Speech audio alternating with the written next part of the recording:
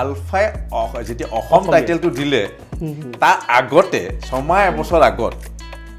Plan কৰিছিলে মই নিজে প্ল্যান কৰিছিলোঁ যে মই অতুল অসম বুলি লিখিম সবতকৈ ডাঙৰ কথা মোক বিচাৰি পোৱা আৰু যেতিয়া মই মোক বিচাৰি পাওঁ তেতিয়াই বিচাৰি পাওঁ সমাজখন আৰু অকলশৰীয়া সময়খিনি তাই মোৰ লগত বহুত সময় বহুত ঘূৰিছিলোঁ বহুত কথা পাতিছিলোঁ খাৰ ৰাতি নাখায় খাৰ টেঙাৰ লগত নাখায় খাৰ কাঁহৰ বাচনত নাখায় জাতি থাকিলেহে মই থাকিম মিঠাতেল দিলে 2টা জলকীয়া দিছে কলপাত দি ধুনীয়াকৈ বান্ধি শিঙি মাছ গোটাই খাচী মাংস হ'ব লাগিব তেল থাকিব লাগিব মাটি দাইলটো কিন্তু নতুন হ'ব লাগিব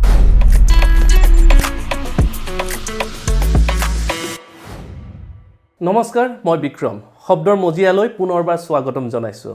অনুভূতি এটি বিশেষ খণ্ড আৰু আজিৰ অতিথি এগৰাকী এনেকুৱা ব্যক্তি যাৰ হাতত যাদু আছে বুলি ক'লেও ভুল নহয় যাৰ হাতৰ যাদুৰ পৰখ লাগিলে যিকোনো খাদ্যই অমৃত হৈ যায় আজি আমাৰ অতিথি হৈ আহিছে শেফ অতুল লহকৰ আমি স্বাগতম জনাইছোঁ অতুল কেনেকুৱা লাগিছে শব্দৰ মজিয়াত আহি কেনেকুৱা প্ৰথম কথা হ'ল মোৰ ভাল লাগিলে শব্দৰ নামটোৱে ভাল লাগিছে আচলতে আৰু শব্দৰ মজিয়া শব্দটোৱে আকৰ্ষিত কৰিছে আৰু ইয়াত আহি ভাল লাগিছে কি তোমাক কৈছে বহু দিনৰ পিছত আৰু যাদু বুলি ক'লে মোৰ হাতৰ যাদুতকৈ তোমাৰ হাতৰ যাদু সকলোৱে জানে আৰু অসমত এটা টাইমত আমি সৰুকালত যি যাদু চাইছিলোঁ আৰু আজি যে যাদু অসমীয়াৰ সমাজত ব্যৱসায়িক ভিত্তিত বা আৰ্থিকভাৱে স্বাৱলম্বিত হোৱাৰ যিটো পথটা মানে সেইটো বিক্ৰমে দিছে আৰু সেইটো কাৰণে মই অসমীয়া মানুহ সদায় মনত ৰাখিম thank you so' much thank you আমি প্ৰথম অ'পেনিং প্ৰতিক্ৰিয়া পালোঁ প্ৰথম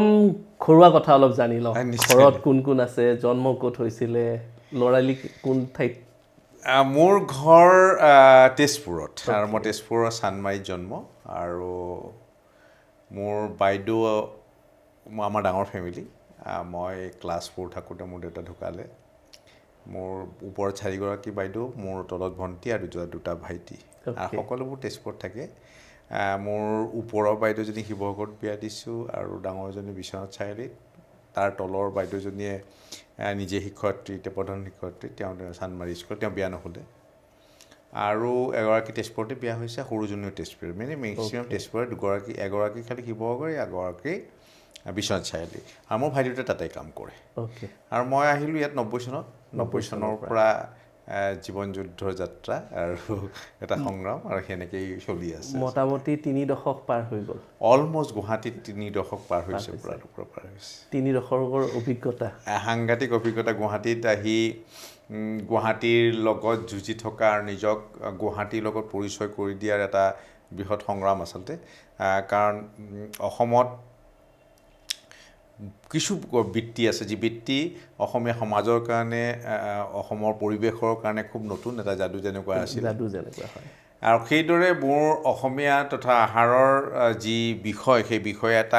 এটা ব্যৱসায়িক ভিত্তিত আৰু লগত অসমীয়া আহাৰক এটা দৃষ্টিৰে চোৱাটো যি আহাৰক অসমীয়া সমাজেই স্বীকৃতি দিব এটা টাইমত টান পাইছিলে সেই বিষয়টোক এটা আন্দোলন আকাৰ দিয়াটো এটা কঠিন কাম আছিল আৰু আহাৰৰ মাজতে মোক বিচৰাটোও ডাঙৰ কথা আছিল যে প্ৰথম ব্যক্তিজনৰ ব্যক্তিত্ব তথা ছ'চাইটিৰ এক্সিষ্টেঞ্চ তাৰমানে ৰাখিবৰ কাৰণে এটা এনেকুৱা বিষয়বস্তু কৰা দৰকাৰ যিয়ে আচলতে তোমাক নিজক চিনি পায় মানুহে আৰু সেইদৰে আচলতে গুৱাহাটীৰ আহি সংগ্ৰামৰ মাজতে নিজক লগতে মই কৰা যি বিষয়বস্তু সেই বিষয়বস্তুক স্বীকৃতি দিয়াবৰ কাৰণে এটা বিফল আৰু এটা সংগ্ৰাম আচলতে তাকে ল'ৰালি কালটো কেনেকুৱা আছিলে ল'ৰাকালটি দুষ্ট ইমান হেৰিও দুষ্ট ডেফিনেটলি আছিলোঁ এইকাৰণে দুষ্ট বুলি কৈছোঁ দেউতা সৰুতে ঢুকালে খেলি খুব ভাল পাইছিলোঁ চবতছে মই মাৰ খাইছিলোঁ মোৰ দুষ্টালিটো আচলতে বেলেগ জেগাত নাছিলে 2টা জেগাতে আছিলে সেইটো হ'ল এটা মই মাছ খুব মাৰিছিলোঁ হয়তো সৰুৰ পৰাই মাছৰ লগত থকাৰ কাৰণে আজিও সেই মাছৰ লগতে মই জড়িত মই ৰাতিপুৱা 4টা বজাত উঠিয়ে বৰশী মাৰিব গৈছিলোঁ আৰু বৰশী মোৰ এনেকুৱা নিচা আছিল স্কুল যাওঁতে দেৰি হৈ যায় কেতিয়াবা স্কুল যদিও যাওঁ মই গা ধুৱাই দিলেও মোৰ গাৰ পৰা কিন্তু বোকা লাগে, মাছৰ গোন্ধ থাকিয়ে যায়। মোৰ স্কুলৰ সকলোৱেতো ঘৰ মাছ গোন্ধাই আছে। তো এইকাৰণে বহুত মাৰো খাইছিলোঁ। মায়ে মাৰিছিলে, মোৰ বৰ্তা ল'ৰা আছিল তেখেতেও মাৰিছিলে। তো কিন্তু বৰশী আৰু মাছৰ লগত যি সম্পৰ্ক মই আজিও নিজকে মই সেই সৰুকালৰ সেই দুষ্টালিবিলাকেই যে এটা টাইমত মোৰ সম্পদ হ'ব সেইটো মই ভাবিবই পৰা নাছিলোঁ। কাৰণ আজিৰ ডেটত অসমত মানে সেই যিটো বৰশী মৰাৰ যিটো মোৰ ফূৰ্তি আছিলে, পুঠি মাছ ধৰা, চেং মাছ ধৰা, মাগুৰ মাছ ধৰা বা কাৱৈ মাছ ধৰাৰ যি মানে তোমাৰ মোৰ ফূৰ্তি আছিলে, সেইবিলাকে যে আজি মোৰ এটা চিনাকি হ'ব বা এটা পৰিচয় দিব, এটা আচৰিত কথা। আৰু তাৰ লগে লগে মই খুব চিলা উৰাইছিলোঁ। সেই চিলাটো অৱশ্যে সেইটো এটা সৰুকালৰ আছিলে, ফূৰ্তি আছিলে, ফূৰ্তি খবৰ আছিলোঁ আৰু খুব মানে খেলিছিলোঁ। সেইকাৰণেও ধৰি লওক খেলাৰ কাৰণেও মাৰ খাইছিলোঁ, পঢ়াত ইমান বিশেষ এটা মন নাছিলে। আৰু মায়েও একচুৱেলি কি হয়, আমাৰ ল'ৰা ছোৱালী বহুত বেছিতো, দেউতা নাছিলে, যাৰ কাৰণে কি হৈছিলে, খেল যি কৰ স্কুল যা, সোনকালে ভাত খাই শুই যা। তো আমাৰ মানে বিশেষ এটা সৰু কালটোত তাৰমানে খেলা পঢ়া কৰিছিলোঁ, বাইদেউ কাৰা আছিলে খুব। তথাপিতো বহুত ল'ৰা ছোৱালীৰ কাৰণে আমাৰ তেজপুৰত এটা পৰিৱেশ আছিলে। পৰিৱেশটো কেনেকুৱা যে আমি গধূলি গান গাওঁৱেই, মানে মই গান গাব নাজানো, বাইদেউ বৰাহাল গান গায়, কিন্তু আমাক ক্লাছিকেল শিকোৱাটো তাৰমানে মইনা পাৰিজাত, আৰু গধূলি ভূপেন্দ্ৰ সংগীত, জয়ন্ত হাজৰিকা সংগীত, জ্যোতি সংগীত, ৰাভা সংগীত, আমাৰ এটা নিয়ম। প্ৰাৰ্থনাৰ কালচাৰটো আছিলে, আৰু আমি গধূলি প্ৰাৰ্থনা কৰাটো একদম তামাম কালচাৰ আছিলে, কৰিব লাগিব। আৰু বাইদেৱে কি কৰে, আমাৰ লাইট যায়, বিচনাত এনেকৈ শুৱাই দিয়ে, চববিলাক শুৱে, মানে বহি থাকে, বাইদেৱে গান গাই, আমি লগে লগে গান গাওঁ। তো সেয়াই আৰু যে সৰুকালৰ দুষ্টালিবিলাক আচলতে জীৱন গঢ়াত সহায় কৰেগৈ আচলতে। মানৱৰ কি হ'বগৈ আৰম্ভণিৰ সময়তে গোটেইখিনি গম পায়। আৰু সেইটোৱে মোৰ ভাল লাগে, আৰু এতিয়াও মনত পৰে সৰুকালটো। আৰু এনেকুৱা সৰুকাল চবৰে হওক, কাৰণ সুন্দৰ আছিল। আমি খেলা ধূলা, আৰু আমাৰ তেতিয়া আৰু ল'ৰা ছোৱালী বুলি এনেকুৱা কথা নাছিল, আমি এক গোট কৰি এটা গ্ৰুপত আমি চবেই খেলিছিলোঁ। আৰু সেই সময়ৰ বন্ধুবোৰৰ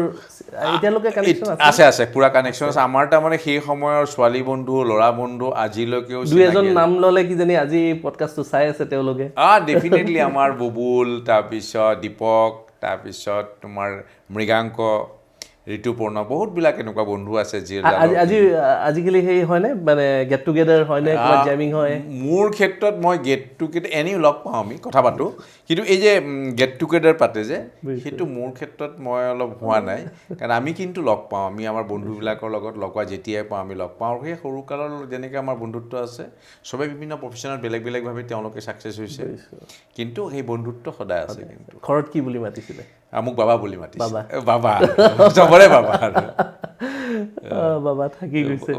আমি ল'ৰালি কাললৈ উভতিম, আপোনাৰ কথালৈ উভতিম, কিন্তু সেই সৰুকালৰ যিবিলাক মাছ ধৰিছিলে, আপোনাৰতো অভিজ্ঞতা আছে, মাছবোৰ বিভিন্ন ধৰণৰ মাছ, সেই প্ৰজাতিৰ মাছ আজিও আছেনে বাৰু মাৰ্কেটত বা নদীত বা পুখুৰীত? সেই মাছবোৰ পোৱা যায়নে? একদম ডাঙৰ কথা সুধিছে, আৰু এইটো আচৰিত কথা, এইটো সুধিব লাগে। আজি অসমৰ নদ নদী বা পুখুৰীৰ জানত পোৱা মাছবিলাক একেবাৰে হেৰাইছে। বিশেষকৈ চেং মাছটোৱে, চেঙালী মাছ একদম নাই পোৱা। তাৰপিছত 1980 চনৰ কথা গেটগেদিৰ পৰা আদি কৰি আজিকালি ভাল কাৱৈ মাছেই পাব নাই। পুঠি, খলিহনা এইবিলাকতো একেবাৰে নাই। আমি খলিহনা মাছৰ কাৰণে আমি কেনেকুৱা ভাজি খাই কি ভাল লাগিছিলে। পুঠি মাছ বৰশী মাৰাটো, পুঠি মাছটো যিমান পাইছিলোঁ, এতিয়া জিভা পৰিছে নাই? পুঠি বৰশী মাৰি এবাৰত মই 100-200লৈকে পাওঁ। 100-200 ইমান ৰাতিপুৱা 5টাত বহি যাওঁতো। তো এই ধৰণৰ মাছ উঠি বেলেগ কাম নাই। মোৰ এনেকুৱাও আছে, ৰাতি 8টা-6টামান বজাত ওচৰতে হোলাটো থাকে আমাৰ, দৌৰি আৰু গৈ বৰশীটো লগাই থৈ গুচি আহোঁ, টোপনিয়ে নাহে।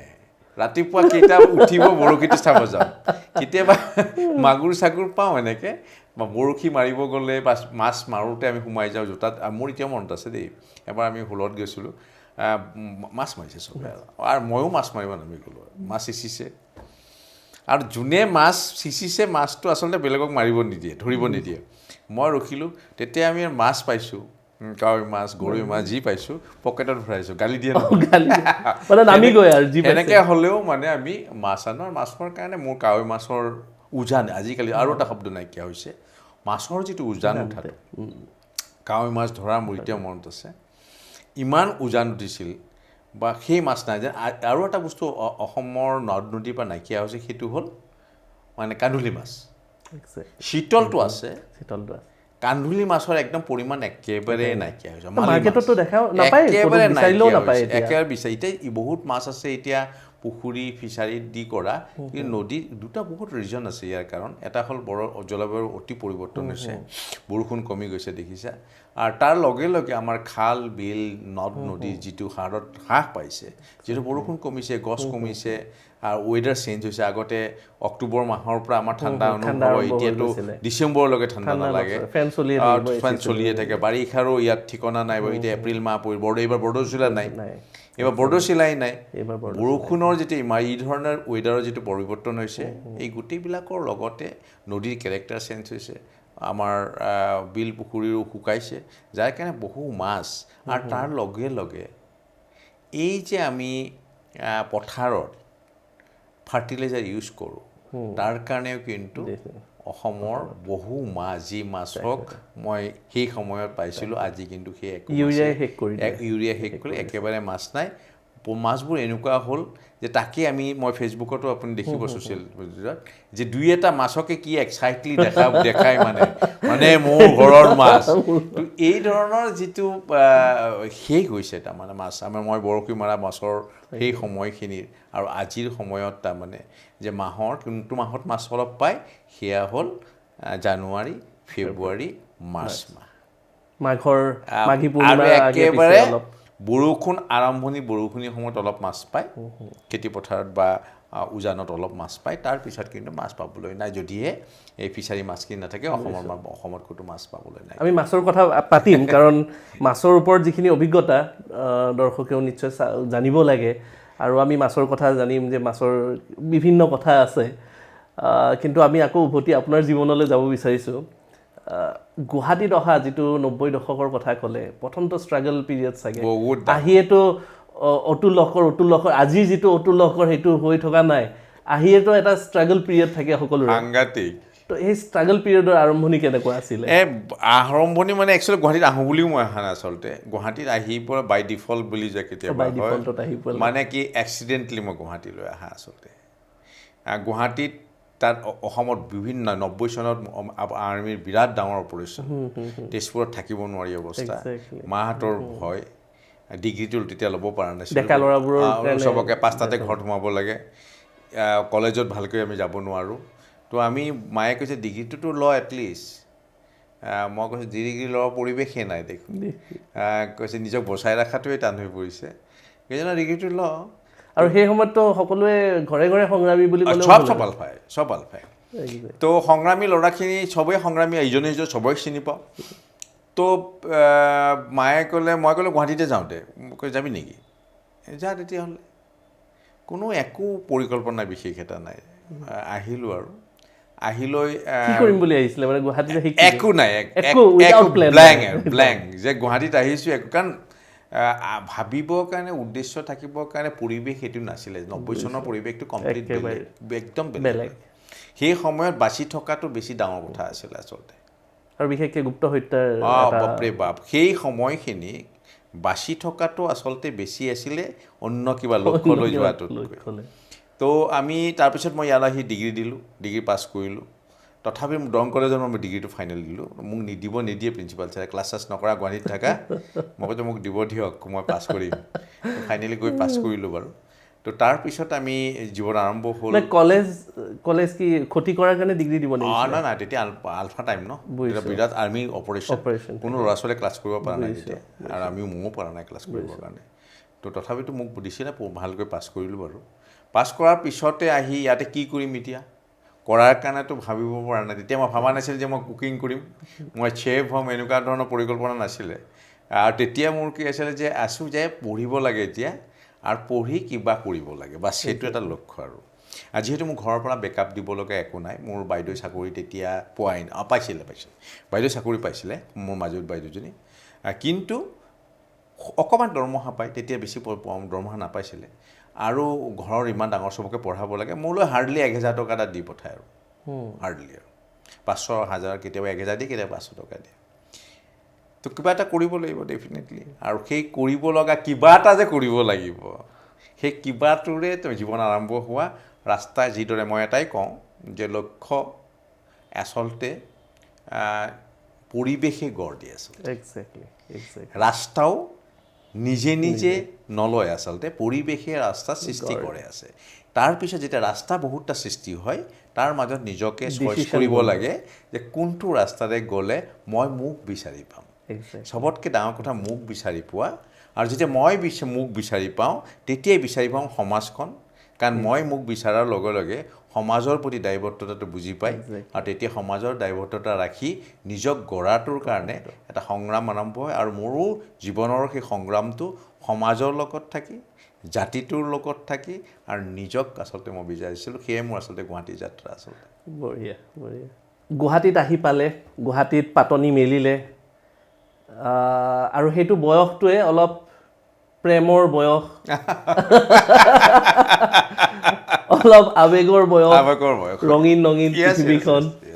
কেনেকুৱা প্ৰথম প্ৰেম ক'ত তেজপুৰতে হৈ আহিছিল নে গুৱাহাটীত আহি প্ৰথম প্ৰেম আৰম্ভ হ'ল? একচুৱেলি প্ৰেমবিলাক সাংঘাতিক, মানে তুমি যদি প্ৰেমৰ কথা কোৱা, সাংঘাতিক সাংঘাতিক প্ৰেমৰ কথা। বা একচুৱেলি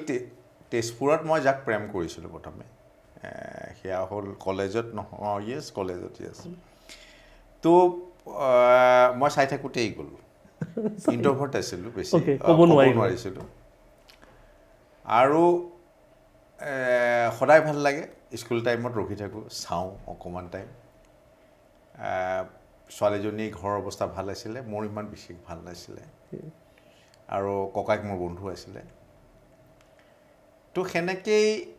পিছত গম পালে মই ভাল পাওঁ বুলি, কিন্তু বেলেগৰ থ্ৰু দিয়ে ক'লে যে মই তেওঁক ভাল পাওঁ, বাট ডিফাৰেণ্টলি, দাদা হিচাপে।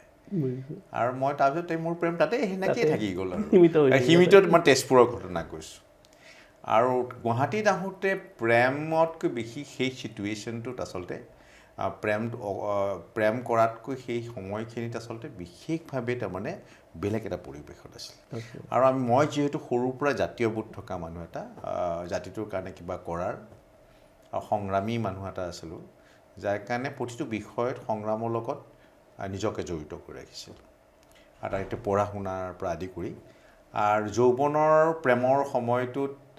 জাতীয় প্ৰেমৰে বেছি মোক গোটেই মনটোক ভৰাই তুলিছিল, আৰু অকলশৰীয়া জাতিটোৱেই মোক খবৰ দিয়া নাছিল কেতিয়াও, বা এনেকুৱা সাংঘাতিক প্ৰেমিক নহয় বুলিও মই নকওঁ। যদি প্ৰেম নকৰোঁ, মই জাতিকো প্ৰেম কৰিব নোৱাৰোঁ, আৰু যদি মই জাতিক প্ৰেম কৰোঁ, অকল প্ৰেম যদি নকৰোঁ, তেতিয়াও বাস্তৱৰ লগত সংগতি নাথাকে। আচলতে প্ৰেম কৰা মানুহেই বিপ্লৱ কৰিব পাৰে, প্ৰেম কৰা মানুহেই আন্দোলন কৰিব পাৰে, আৰু যিয়ে প্ৰকৃতিৰ লগত থাকে, যি সমাজৰ লগত থাকে, সেইজন ব্যক্তি আচলতে প্ৰতিটো দুৰ্যোগৰ সময়ত প্ৰতিবাদ কৰিব পাৰে। আৰু সেইদৰেই মই গুৱাহাটীত সংগ্ৰাম, জীয়াই থকাৰ সংগ্ৰাম, প্ৰেমৰ সংগ্ৰাম বা জাতিৰ সংগ্ৰামৰ লগত জড়িত আছিলোঁ। তাৰ মাজতে এজন ব্যক্তিগৰাকীৰ নাম নকওঁ, প্ৰেম মোৰ তাই বিৰাট ভাল বন্ধু হৈছিল, আৰু বন্ধুগৰাকীক মোৰ লগত সেই সময়খিনিত, যেতিয়া মই গুৱাহাটীত আছিলোঁ অকলশৰীয়াকৈ, আৰু অকলশৰীয়া সময়খিনিত তাই মোৰ লগত বহুত সময়, বহুত ঘূৰিছিলোঁ, বহুত কথা পাতিছিলোঁ, আৰু মই নাজানাকৈ কেতিয়া প্ৰেমলৈ সেই কথাবিলাক পৰিৱৰ্তন হ'ল মই নিজে গম পোৱা নাছিলোঁ। আৰু ভাল লাগিছিলে, তাই বহি কথা পাতি থাকে, বহু সময় কথা পাতোঁ, কথাৰ অন্ত নাথাকে। তাই আহালৈ ৰখি থাকোঁ, যদি দেখা নাপাওঁ মই গধূলি এবাৰ মই যাওঁ, মই বহি চাহো খাওঁ। পিছলৈ গম পালে মই প্ৰেম কৰিলোঁ বুলি, কিন্তু তাইৰ যিটো প্ৰেম আছিল মোৰ প্ৰতি, মোৰ ওৱান চাইডেড লাভ আছিল আচলতে। তাই মোক খুব ভাল পাইছিল, আৰু বহুত সময় দিছিল মোৰ লগত। তাৰমানে এইটো নহয় যে তাইও মোক ভাল পাইছিল, আচলতে সেই লাভটো এটা পবিত্ৰ লাভ আছিল। আজিও মোৰ তাইক মিছ কৰোঁ, এতিয়া বৰ্তমান বিয়া হৈ গ'ল। সঁচাকৈ ভাল ছোৱালী আছিলে, আৰু সেই প্ৰেমটো মোৰ পবিত্ৰ আছিলে। মানে পবিত্ৰ মিন্স সেইটো পবিত্ৰ বুলি কোৱা নাই, প্ৰেমটো সদায় পবিত্ৰই থাকে, মিন্স মনত থকা প্ৰেম বুলি ক'ব পাৰি, স্বৰ্গীয় অনুভূতি। আৰু তাৰপিছতে সেই জীৱন চলি গৈ আছে, জীৱনৰ প্ৰেম, কামৰ প্ৰেম, গতিৰ প্ৰেম। আৰু প্ৰেমটো এনেকুৱা এটা বস্তু যে যে প্ৰেমটো হৈয়ে থাকে আচলতে প্ৰতিটো মুহূৰ্ততে বেলেগ বেলেগ ধৰণে প্ৰেমে আহি ধৰা দিয়ে আৰু প্ৰেমটোক সেইদৰেই আচলতে লওঁ আৰু প্ৰেম হৈ থাকক এতিয়াও হৈ থাকিলে ভাল পাওঁ মৃত্যুৰ সেই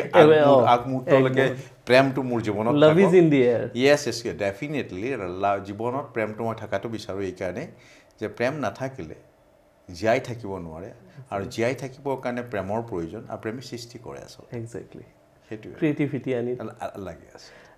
এই জাতীয়তা বোধ যিটো কয় জাতিৰ প্ৰতি প্ৰেম সেইটো সকলোৰ তাতে পটককৈ নাহে যদিও কয় কিন্তু ইমান বেছি জাতি প্ৰেমটো ক'ৰ পৰা আহিল মানে আৰম্ভণি ক'ৰ পৰা মানে একচুৱেলি মই সৰুৰ পৰাই যেতিয়াই স্কুলত গৈছিলোঁ তেতিয়া আছু আন্দোলন নাজানোৱে ভালকৈ মানে ইমান সেই সময়টোতো স্কুল আছু আন্দোলন কিন্তু গৈছিলোঁ মই জোৰ লৈ যোৱাৰ মৰ্মন্ত আছে প্ৰথম কথা হ'ল মোৰ মাও খুব সংগ্ৰামী আচলতে মায়েও জাতিটোক খুব ভাল পায় আৰু মই কথা হ'ল এইটোৱেই জানো যে জাতি থাকিলেহে মই থাকিম মোৰ নিজৰ ভাষাটো থাকিলেহে মই থাকিম মোৰ সংস্কৃতি থাকিলেহে মই জীয়াই থাকিম আৰু মই মোৰ চিনাকি প্ৰথম কি দিম মোৰ ভাষাটো কি অসমীয়া নহয় জানো তো মই অসমীয়া জাতিৰ কাৰণে জীৱনতো দি হ'লেও যদি কিবা কৰিব লগা থাকে তেতিয়াহ'লে মই বিনা দ্বিধে কোনো ধৰণৰ কম্প্ৰমাইজ নকৰাকৈ আজিও মই প্ৰস্তুত যে জাতিৰ কাৰণে যদি কিবা কৰিব লাগে সেইটো কৰি যাম আৰু যাৰ কাৰণে হয়তো অসমীয়া আহাৰক মই সংগ্ৰামৰ আহিলা হিচাপে লৈছোঁ এটা জাতিগত যি সংগ্ৰাম যিটো প্ৰক্ৰিয়া জাতি গঠনৰ যিটো প্ৰক্ৰিয়া অসমৰ যিটো সংঘাত হৈছে বৰ্তমান অৱস্থাত যে অসমত বাস কৰা সকলো সৰু বৰ জনগোষ্ঠীৰ মাজত যি আত্মনিয়ন্ত্ৰণ আৰু নিজক প্ৰতিষ্ঠা কৰা যিটো সংঘাত হৈছে বা জাতি গঠনৰ যিটো প্ৰক্ৰিয়াটোত যিটো সংঘাত হৈছে বা ইটো জাতিৰ প্ৰতি ইটো জনগোষ্ঠীৰ প্ৰতি থকা যিটো আমাৰ এনাজৰীডাল মই আহাৰৰ মাজেৰে চাব বিচাৰিছোঁ সেইকাৰণে মই কওঁ যে অসমীয়া আহাৰৰ মাধ্যমেৰে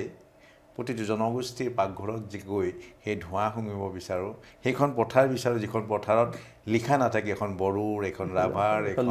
মিচিঙৰ পথাৰখন একেই অসমীয়া জাতিৰ এটা অসমীয়া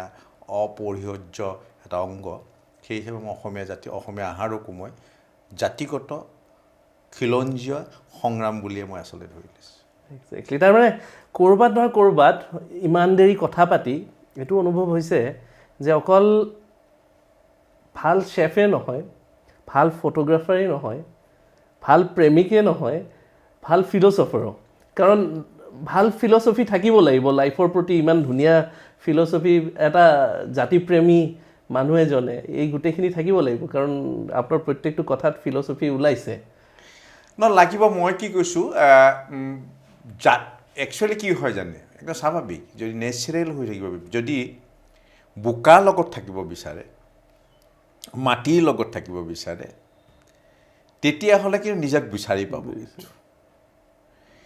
কাৰণ মাটি আৰু বোকা আৰু পলসে তাৰমানে জীয়াই ৰখা এটা বেলেগ ধৰণৰ শক্তি দিয়ে আচলতে আৰু মই গৌৰৱে অনুভৱ কৰোঁ যে মই অসমীয়া জাতিৰ অসমীয়া ল'ৰা এজন সেইকাৰণে মই বহুতক মই টাইটেল ক'ব টান পাওঁ সকলোৱে কয় যে তই ইণ্টাৰেষ্টিংলি আলফাই যেতিয়া অসম টাইটেলটো দিলে তাৰ আগতে 6 বছৰ আগত প্লেন কৰিছিলে মই নিজে প্লেন কৰিছিলোঁ যে মই অতুল অসম বুলি লিখিম তো এতিয়াওতো লিখিব পাৰি এতিয়াওতো পাৰোঁ কিন্তু যিহেতু এতিয়া তেওঁলোকে যিহেতু নিজৰ এটা নাম দি ল'লে সেইকাৰণে মই সেই দিবটো নিবিচাৰোঁ কাৰণ সেইটো তেওঁলোকৰ নিজৰ বস্তু তো মই নিজে ভাবিছিলোঁ যিহেতু মোৰ সকলো জনগোষ্ঠী মোৰ বুকুৰ মাজৰ মই প্ৰতিটো জনগোষ্ঠীৰ পাকঘৰত গৈ 28টা বছৰ এই আহাৰৰ সংগ্ৰামখনৰ লগত জড়িত অসমত বাস কৰা সৰু বৰ সকলো জনগোষ্ঠী ৰাভা তিৱা টাইফাকে চিংপো ফাকিয়াল ড্ৰাইভাৰ প্ৰতিটো জনক মাইতুৰি কোৱা ৰাংদানী চবৰ পৰা ইভেন মিচিং দেউৰী টাই আহোম চবৰো পাকঘৰৰ লগত আজি অত বছৰ সেইকাৰণে মই লিখিছিলোঁ যে জনগোষ্ঠীয় আহাৰক এৰি অসমীয়া আহাৰ কোনোদিন সম্পূৰ্ণ নহয় অসমীয়া আহাৰক যদি আমি তালিকাখন বিশ্বায়ন কৰিব লগা হয় তেতিয়া অসমীয়াত বাস কৰা সৰুবোৰ জনগোষ্ঠীবোৰ আহাৰবোৰ অসমীয়া আহাৰৰ লগত সংযোগ কৰিব লাগিব আৰু সেই যাত্ৰা মই আৰম্ভ কৰিছিলোঁ তাৰ আগতে কিন্তু অসমৰ জনগোষ্ঠীয় আহাৰবিলাকক অসমীয়া সমাজে কিন্তু স্বীকৃতি দিয়া নাছিল Exactly. আৰু সেইটো বৰ পৰিতাপৰ কথা আছিল নিজৰ ভিতৰত দিয়া নাছিল মানে ক'ৰবাত যেন ৰাখি থৈছে সীমাবদ্ধতা আছে মানে অকল আলু পিটিকা টেঙা টেঙা আৰু খাৰতে সীমাবদ্ধ কৰি ৰাখিছিল যাৰ কাৰণে অসমীয়া আহাৰ যিদৰে প্ৰচাৰ আৰু প্ৰসাৰ হ'ব লাগিছিল সেইটো হোৱা নাছিল এইকাৰণে যে নিজক সংকুচিত কৰি ৰাখিছিল আৰু যাৰ কাৰণে অসমীয়া মানুহে দ্বিধাত আৰু নিজৰ আহাৰখিনিক লৈ গৌৰৱ কৰিব নাজানিছিল সেইকাৰণে আজিৰ দিনত আমি দেখা যায় যে আমাৰ নিজৰ কিবা কাজ পাতিলে বিয়া হওক পাৰ্বণ হওক আমি বিৰিয়ানীটোক বিৰাট প্ৰাধান্য দিওঁ আমি বেলেগ বোলে ৰুমালী ৰুটিটোক বিৰাট প্ৰাধান্য দিওঁ আমাৰ ডিছবোৰক আমি সিমানখিনি গুৰুত্ব এটা নিদিওঁ ৰিজন বহুত আছে তাৰ মই লিখিছোঁৱে এবাৰ তেতিয়া অনুৰাধা শৰ্মা পূজাৰী মোৰ স্বাধীনত এটা পেজ লিখিব দিছিল তেতিয়া মই লিখকো নাছিলোঁ মই জাৰ্নেলিষ্টো নাছিলোঁ লিখা ষ্টাইলটো সেনেকুৱা সুন্দৰ নাছিলে যিকেইটাই এডিট কৰিছিল সিহঁতৰ মাথা গৰম হৈ যায় মোলৈ চিধা কৰোঁতে বহুতে কয় কিয় লিখিব দিয়ে বা বাইদেৱে এনেকৈও কৈছিলে কিন্তু তেতিয়াও সেই সময়খিনিতো প্ৰথম মোৰ লাইনটোৱে আছিল অসমীয়া মানুহে অসমীয়া আহাৰ পৰিৱেশন কৰিবৰ কাৰণে হীনমন্যত ভোগে নেকি আৰু সঁচাই হীনমন্যত ভোগে কিয় মই অসমীয়া আহাৰৰ প্ৰতি জোৰ দিলোঁ আচলতে এই আহাৰটোক মই মুখ্য বিষয় হিচাপে লোৱাৰ কাৰণটোৱেই হ'ল যে যেতিয়া মই বিয়া এখনত যাওঁ বিয়াখনত যদি মই অসমীয়া ভাষাকেইটা নেদেখিলোঁ হয় মেখেলা চাদৰ যদি দেখা নাপালোঁ হয় কেতিয়াও মোৰ নালাগে যে এখন অসমীয়া মানুহৰ অসমীয়া বিয়া বুলি এইকাৰণে অসমীয়া আহাৰক লৈ যি দ্বিধা শংকা বা যি ইনফিউটি কমপ্লেক্সত ভোগে যাৰ কাৰণে কি হয় বিয়া নিজৰ ল'ৰাটোৰ বাৰ্থডে হওক ল'ৰা ছোৱালীজনীৰ বাৰ্থডে বা চিলাকৰণেই হওক বা ইভেন মৃতকৰ কামতো আজিকালি অসমীয়া আহাৰ দিবৰ কাৰণে সংকুচিত আৰু তেওঁলোকে সদায় ইনফিউটি কমপ্লেক্সত ভোগে তো সেই গোটেই বস্তুটো পৰিৱৰ্তনৰ কাৰণে সংগ্ৰাম কৰি থকা গৈছিল মানে এটা প্ৰচেষ্টা কৰা গৈছিল আজি যেনিবা বহু পৰিৱৰ্তন হ'ল অসমীয়া আহাৰৰ এটা বেলেগ ধৰণৰ যাত্ৰা আৰম্ভ হৈছে আৰু সেইটো যাত্ৰাই এতিয়া অসমীয়া মানুহে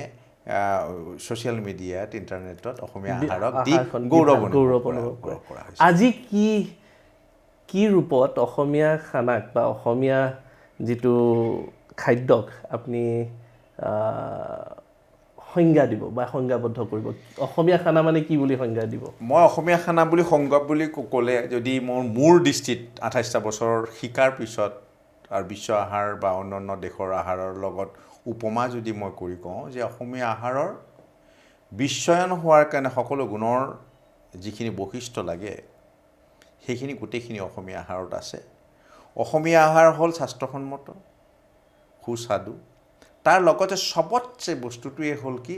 সহজতে বনাব পৰা এটা ৰন্ধন ক্ৰিয়া যি ৰন্ধন ক্ৰিয়াই স্বাস্থ্যসন্মতৰ লগতে প্ৰাকৃতিকভাৱে প্ৰাকৃতিৰ লগত যি সম্বন্ধ মানুহৰ আৰু যেতিয়া যিটো লাগে আৰু জলবায়ুৰ ওপৰত নিৰ্ভৰ কৰি যি অসমীয়া আহাৰৰ যি ৰন্ধন প্ৰক্ৰিয়া অতীজৰ পৰা চলি আহিছে সেইবিলাকেই অসমীয়া আহাৰক এটা উচ্চ মানদণ্ডৰ পৃথিৱীৰ যিকোনো আহাৰৰ লগত একে সমানে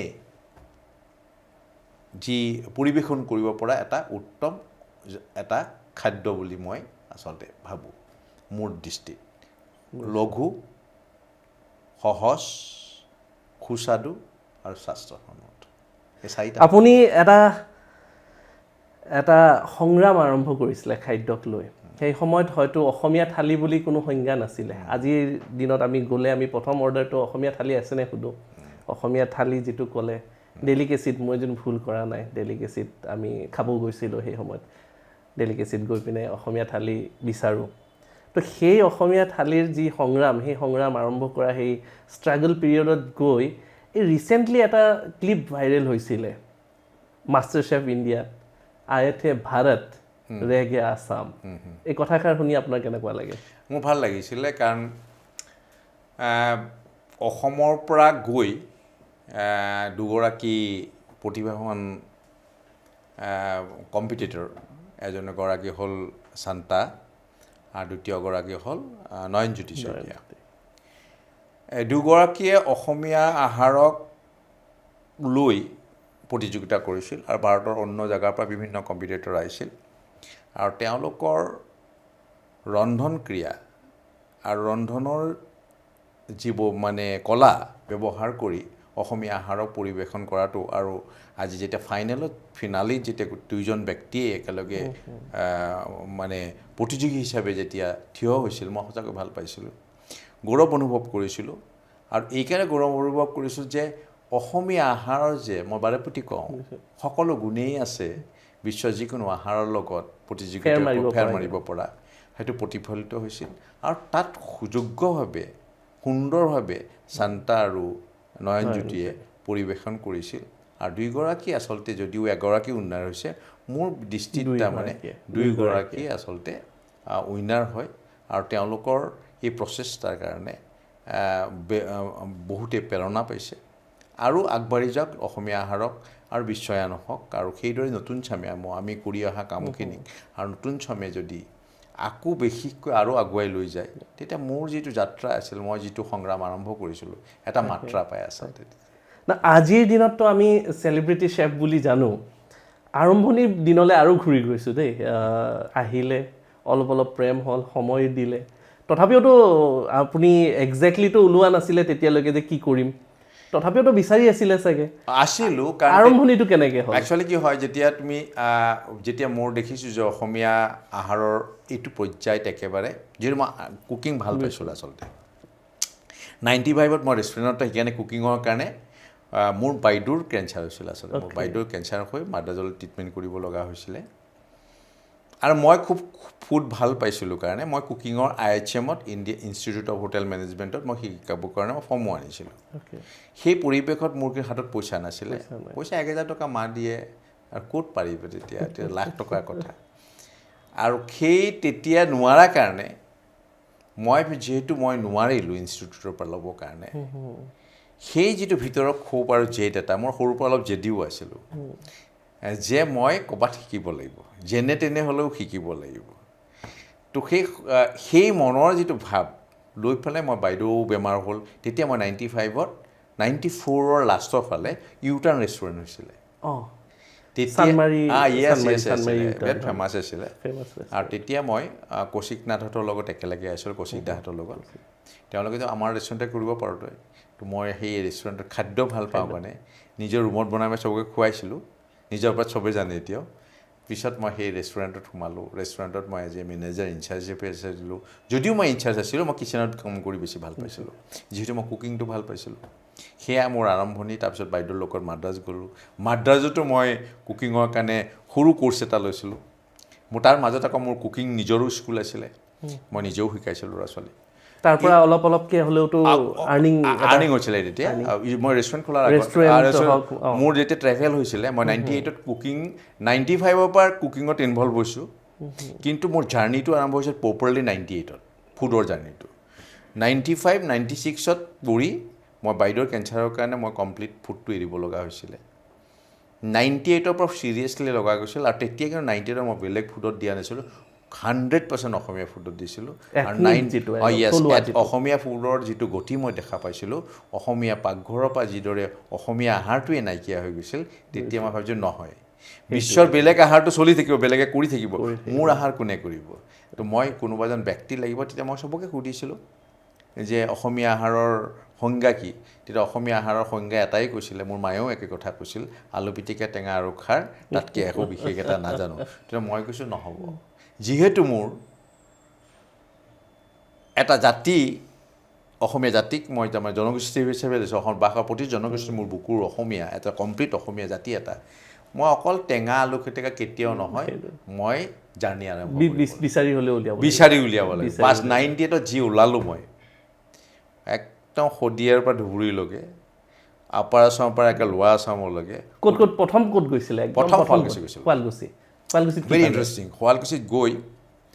তেতিয়াই মোৰ বেছি এক্সাইটমেণ্ট বাঢ়ি গ'ল আচলতে। তাত শুৱালকুছিৰ মানুহে ইলিচ মাছ খায়। মই আগতে অসমীয়া মানুহে ইলিচ খায় বুলি নাজানিছিলোঁ। ইলিচ খায়, কিন্তু বঙালীৰ প্ৰভাৱ আছিল বুলি ভাবিছিলোঁ। বুজিছোঁ কিন্তু যেতিয়া মই শুৱালকুছিত গ'লোঁ শুৱালকুছিত গৈ যেতিয়া ইলিচ খোৱালে ইলিচ মাছটোৰ কাটিংটো মোৰ চবতকৈ ইণ্টাৰেষ্টিং আছিলে বুজিছোঁ কলঠি উলিয়াই কাটে গম পাইছোঁ এনে সাধাৰণতে ইলিচ মাছ দীঘল গোল গোলকৈ কাটে গোলকৈ কাটে। কিন্তু শুৱালকুছিৰ মানুহে কলঠি উলিয়াই কাটে আৰু তেতিয়াই মই জানিছিলোঁ যে নহয় যে অসমীয়া প্ৰতিটো ঠাইৰ খাদ্যবোৰ হ'লেও বেলেগ বেলেগ বেলেগ বেলেগ হ'ব। মই বিচাৰি যোৱা হ'ল মোৰ দেউতাৰ ঘৰ নলবাৰীত আছিলে নলবাৰীত যেতিয়া মই গৈছিলোঁ মই তেতিয়া দেখিছিলোঁ যে খৰিচা কোনেও নাখায় নলবাৰীৰ মানুহে বুজিছোঁ তেতিয়া মই প্ৰতিজন ব্যক্তিক সোধা আৰম্ভ কৰিলোঁ খৰিচা কিয় নাখায় কিন্তু নহয় বাপা নোখোৱাৰ বহুত কাৰণ আছে বোলে কি কাৰণ যে নলবাৰী মানুহ গাছ টেঙা কাটি পেলাই বাঁহডাল মাৰিব নোৱাৰে নাপায় বুলিও কয় আৰু বাঁহৰ ইমান দাম সেইকাৰণে গাছ টেঙাটো নাকাটে 1 2 নম্বৰ কথাটো মংগোলিয়াত নহয় বুজিছোঁ যিহেতু খৰিচা টেঙাটো আচলতে আমাৰ উজনিৰ ফালে বা জনগোষ্ঠীৰ মাজত বিশেষভাৱে প্ৰচলিত আহাৰ হয় এতিয়া ল'ৰা ছোৱালীটো খাই অৱশ্যে তো সেইদৰে প্ৰতিটো জাগাৰ যেনেকৈ ধৰি লোৱা লাও পোলা হওক বা যেনেকুৱা হওক আমাৰ কোমোৰাৰ যিটো সুঠি বনায় বা লোৱাৰ আচামত কাৱৈ মাছ খোৱাৰ যিটো প্ৰৱণতা বেছি পানীলাও দি বা শ'ল মাছৰ জোল খোৱাৰ যিটো লোৱাৰ আচামত বহুত বেছি প্ৰচলিত যিদৰে হাঁহ আমাৰ লোৱাৰ আচামত বেছি নাখায় পাৰ বেছিকৈ খায় পাৰ জালুকীয়া পাঠশালাৰ পৰা বৰপেটাৰ পৰা লোৱাৰ আচামৰ সকলোবোৰ ব্যক্তিয়ে খায় সেইদৰে লোৱাৰ আচাম যেনে শিঙি মাছ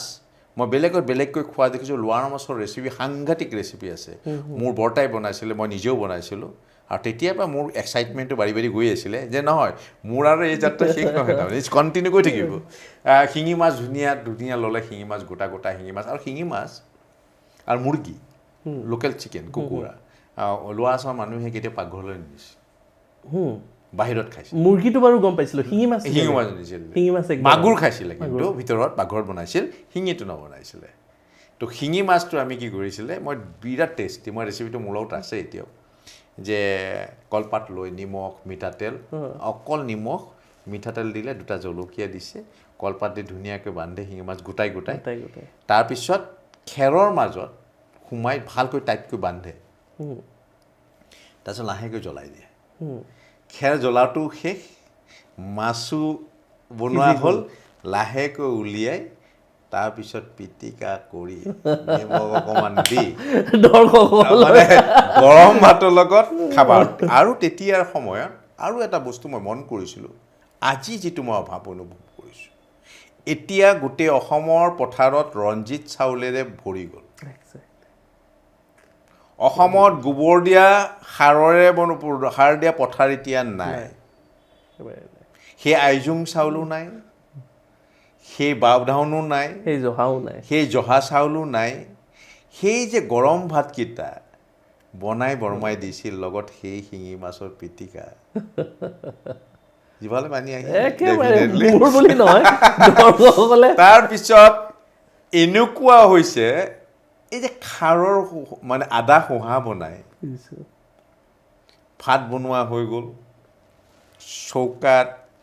আঙঠাখিনি উলিয়াই আনিলে কেৰাহীটো বহালে মাছ ৰাতিপুৱা পথাৰত যোৱা বা মেটেকা মাৰিলেতো মাছ চাফা তাফা কৰি তাত বহাই পানী দি খাৰ দি অলপ আদা দি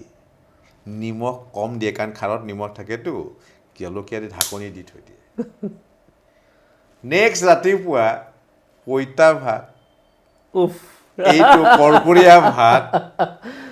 মানে এতিয়াও মোৰ জিভালৈ পানী আহিছে চ' এই ধৰণৰ ৰন্ধন কৰা ক্ৰিয়াৰ যি মানে পদ্ধতিবিলাক এই যি সংস্কৃতিবিলাক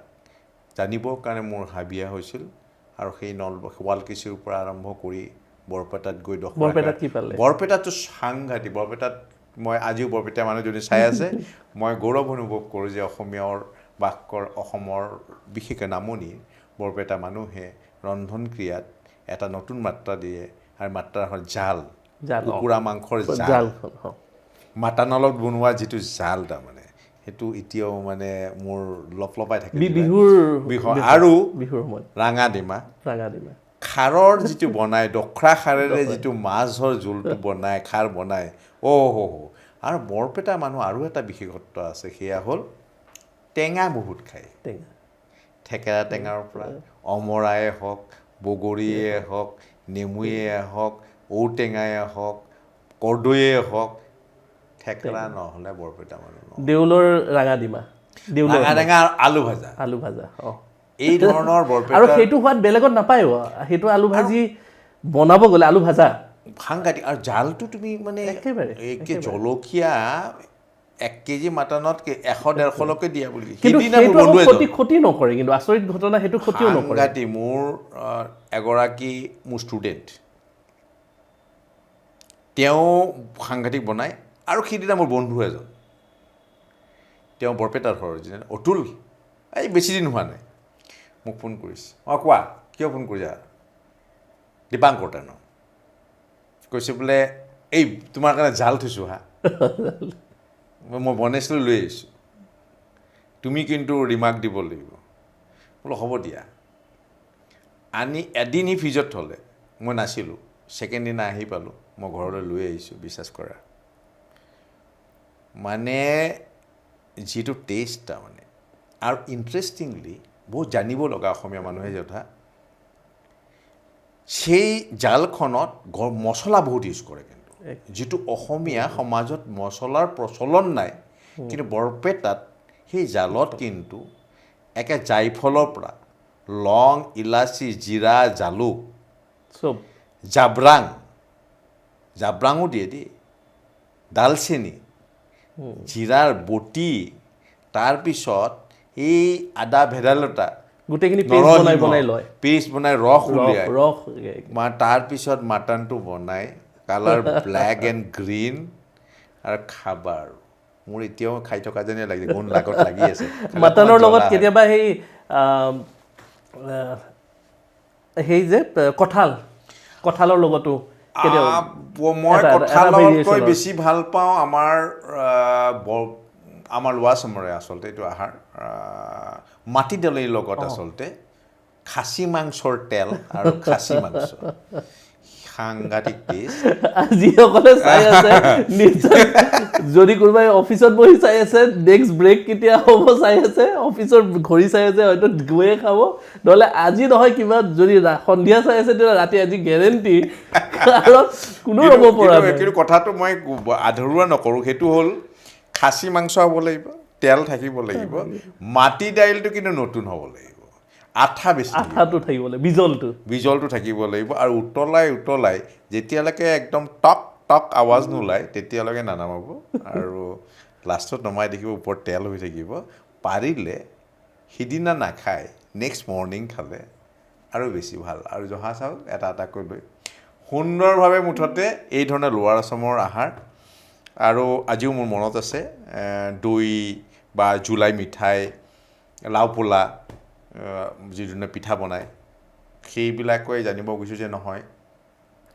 যে আহাৰৰ যি যাত্ৰা মোৰ এবছৰত শেষ নহ'ব কাৰণ এই লোৱাৰ আচামতে সৰুপেটাত বেলেগকৈ বনায় বৰপেটাত বেলেগকৈ বনায় তাৰপিছত সৰভোগত বেলেগকৈ বনায় সৰভোগৰ দৈ কথাটো আহি পৰে সৰভোগৰ দৈ কিয় আঠা বেছি বা আমাৰ বৰপেটাৰ আগত এইখিনি কি বুলি কয় কাদাঙৰ গোল্লা আছে তো এই যে দৈ কেনেকৈ মহখিনি খুটি তেৰি দিয়ে মানুহৰ ঘাঁহ খায় পিছত কি ৱাইল্ড মানে তেওঁলোকে কেনেকৈ বনায় তাৰপিছত কৈথালা নামৰ পাত্ৰটোত কেনেকৈ থয় তাৰ পৰা কি আঠালতীয়া বাহলাই বা ৰাম দিয়া দৈখিনি কিয় এই এটা বুৰঞ্জী তাৰমানে জানিবৰ কাৰণে এটা চায়েন্স আৰু জাতিটোক জনাৰ এটা মোক এটা সুবৰ্ণ সুযোগ আহাৰে দিলে আৰু যেনেকৈ লোৱাৰ আচাম যোৱাৰ লগে লগে বড়োখিনিৰ মাজত উনলাৰ পৰা চুবাই যিমানবোৰ ৰেচিপি আছে আৰু বড়োৰ মাজত গৈ পেলাই যেনেকৈ মোক মাতিছিলে এতিয়া বৰ্তমান তেওঁ কি আছিল তেওঁৰ নাম আলফাৰ পাব্লিক ছেক্ৰেটাৰী আছিলে তেওঁ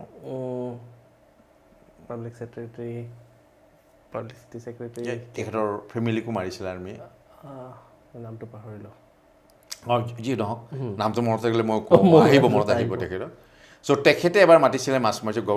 মোক যিহেতু মই ঘূৰি ফুৰিবলৈ তেওঁ চাৰেণ্ডাৰ কৰাৰ পিছত গাঁৱৰ সমাজলৈ যেতিয়া ঘূৰি আহিছিলে তেতিয়া মোক আহা নাই আপুনি ইয়াত আহিব লাগে বুলি মই গ'লোঁ তেতিয়া ৰাইজে মাছ মাৰিছিলে তেতিয়া গাঞ্জামা বুলি পোকটো কেনেকৈ পুৰি খায় বা গাহৰি মাংসৰ লগত কেনেকৈ চাউলৰ পিঠিগুড়িৰে বনায় বা কিদৰে মাটি দাইলৰ লগত শামুক বনায় বা এই ধৰণৰ যি ৰন্ধন ক্ৰিয়া বড়োসকলৰ তেতিয়া মই বড়ো সমাজত বেছি সোমাই গ'লোঁ আৰু বড়ো আহাৰৰ গোটেইখিনি কিদৰে তেওঁলোকে বনায় খাৰক কিদৰে ব্যৱহাৰ কৰে বা শাক পাচলি কিদৰে খায় সেই বিষয়টো জনাৰ পিছতে বড়ো খেজেৰি হোৱাৰ লগে ৰাভাখিনি আহি গ'ল ৰাভাৰ একদম মাইতুৰি হওক ৰামদানি হওক তেওঁলোকৰ যিখিনি কমিউনিটিবিলাকৰ ৰন্ধন প্ৰকৰণ আছে যেনেকৈ পিঠালি হওক পকক শাক পিঠালি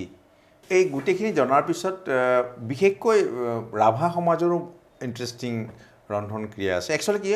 অসমীয়া সমাজৰ প্ৰতিটো জনগোষ্ঠীৰ খাদ্যৰ লগত সংস্কৃতিটো কিন্তু জড়িত আছে আৰু যিমান লোকবিশ্বাস আছে লোক যি নিয়ম আছে সেইখিনিও কিন্তু খাদ্যৰ লগতে শেষ হৈ আছে খাদ্যৰে আৰম্ভ হয় খাদ্যৰে শেষ হয় যিদৰে পথাৰত নামাৰ আগতে পূজা হয় পথাৰ উঠাৰ সময়তো পূজা হয় তাৰপিছত খাদ্য সেই উৎসৱো পালন কৰে খাদ্যৰে মাঘ বিহুৰে তো কাতি বিহুত আমি যেনেকৈ কৰোঁ তো মুঠতে খাদ্যটো অসমীয়া জনগোষ্ঠীৰ জনজীৱনৰ মাজত এৰাব নোৱাৰা এটা সংস্কৃতি এটা অংগ আচলতে যেনেকৈ আমি ৰাভা সমাজৰ মাজত তিনিটা মই কৈছিলোঁ মাইতুৰি মাজত মোক মাতিছিলে তেওঁলোকে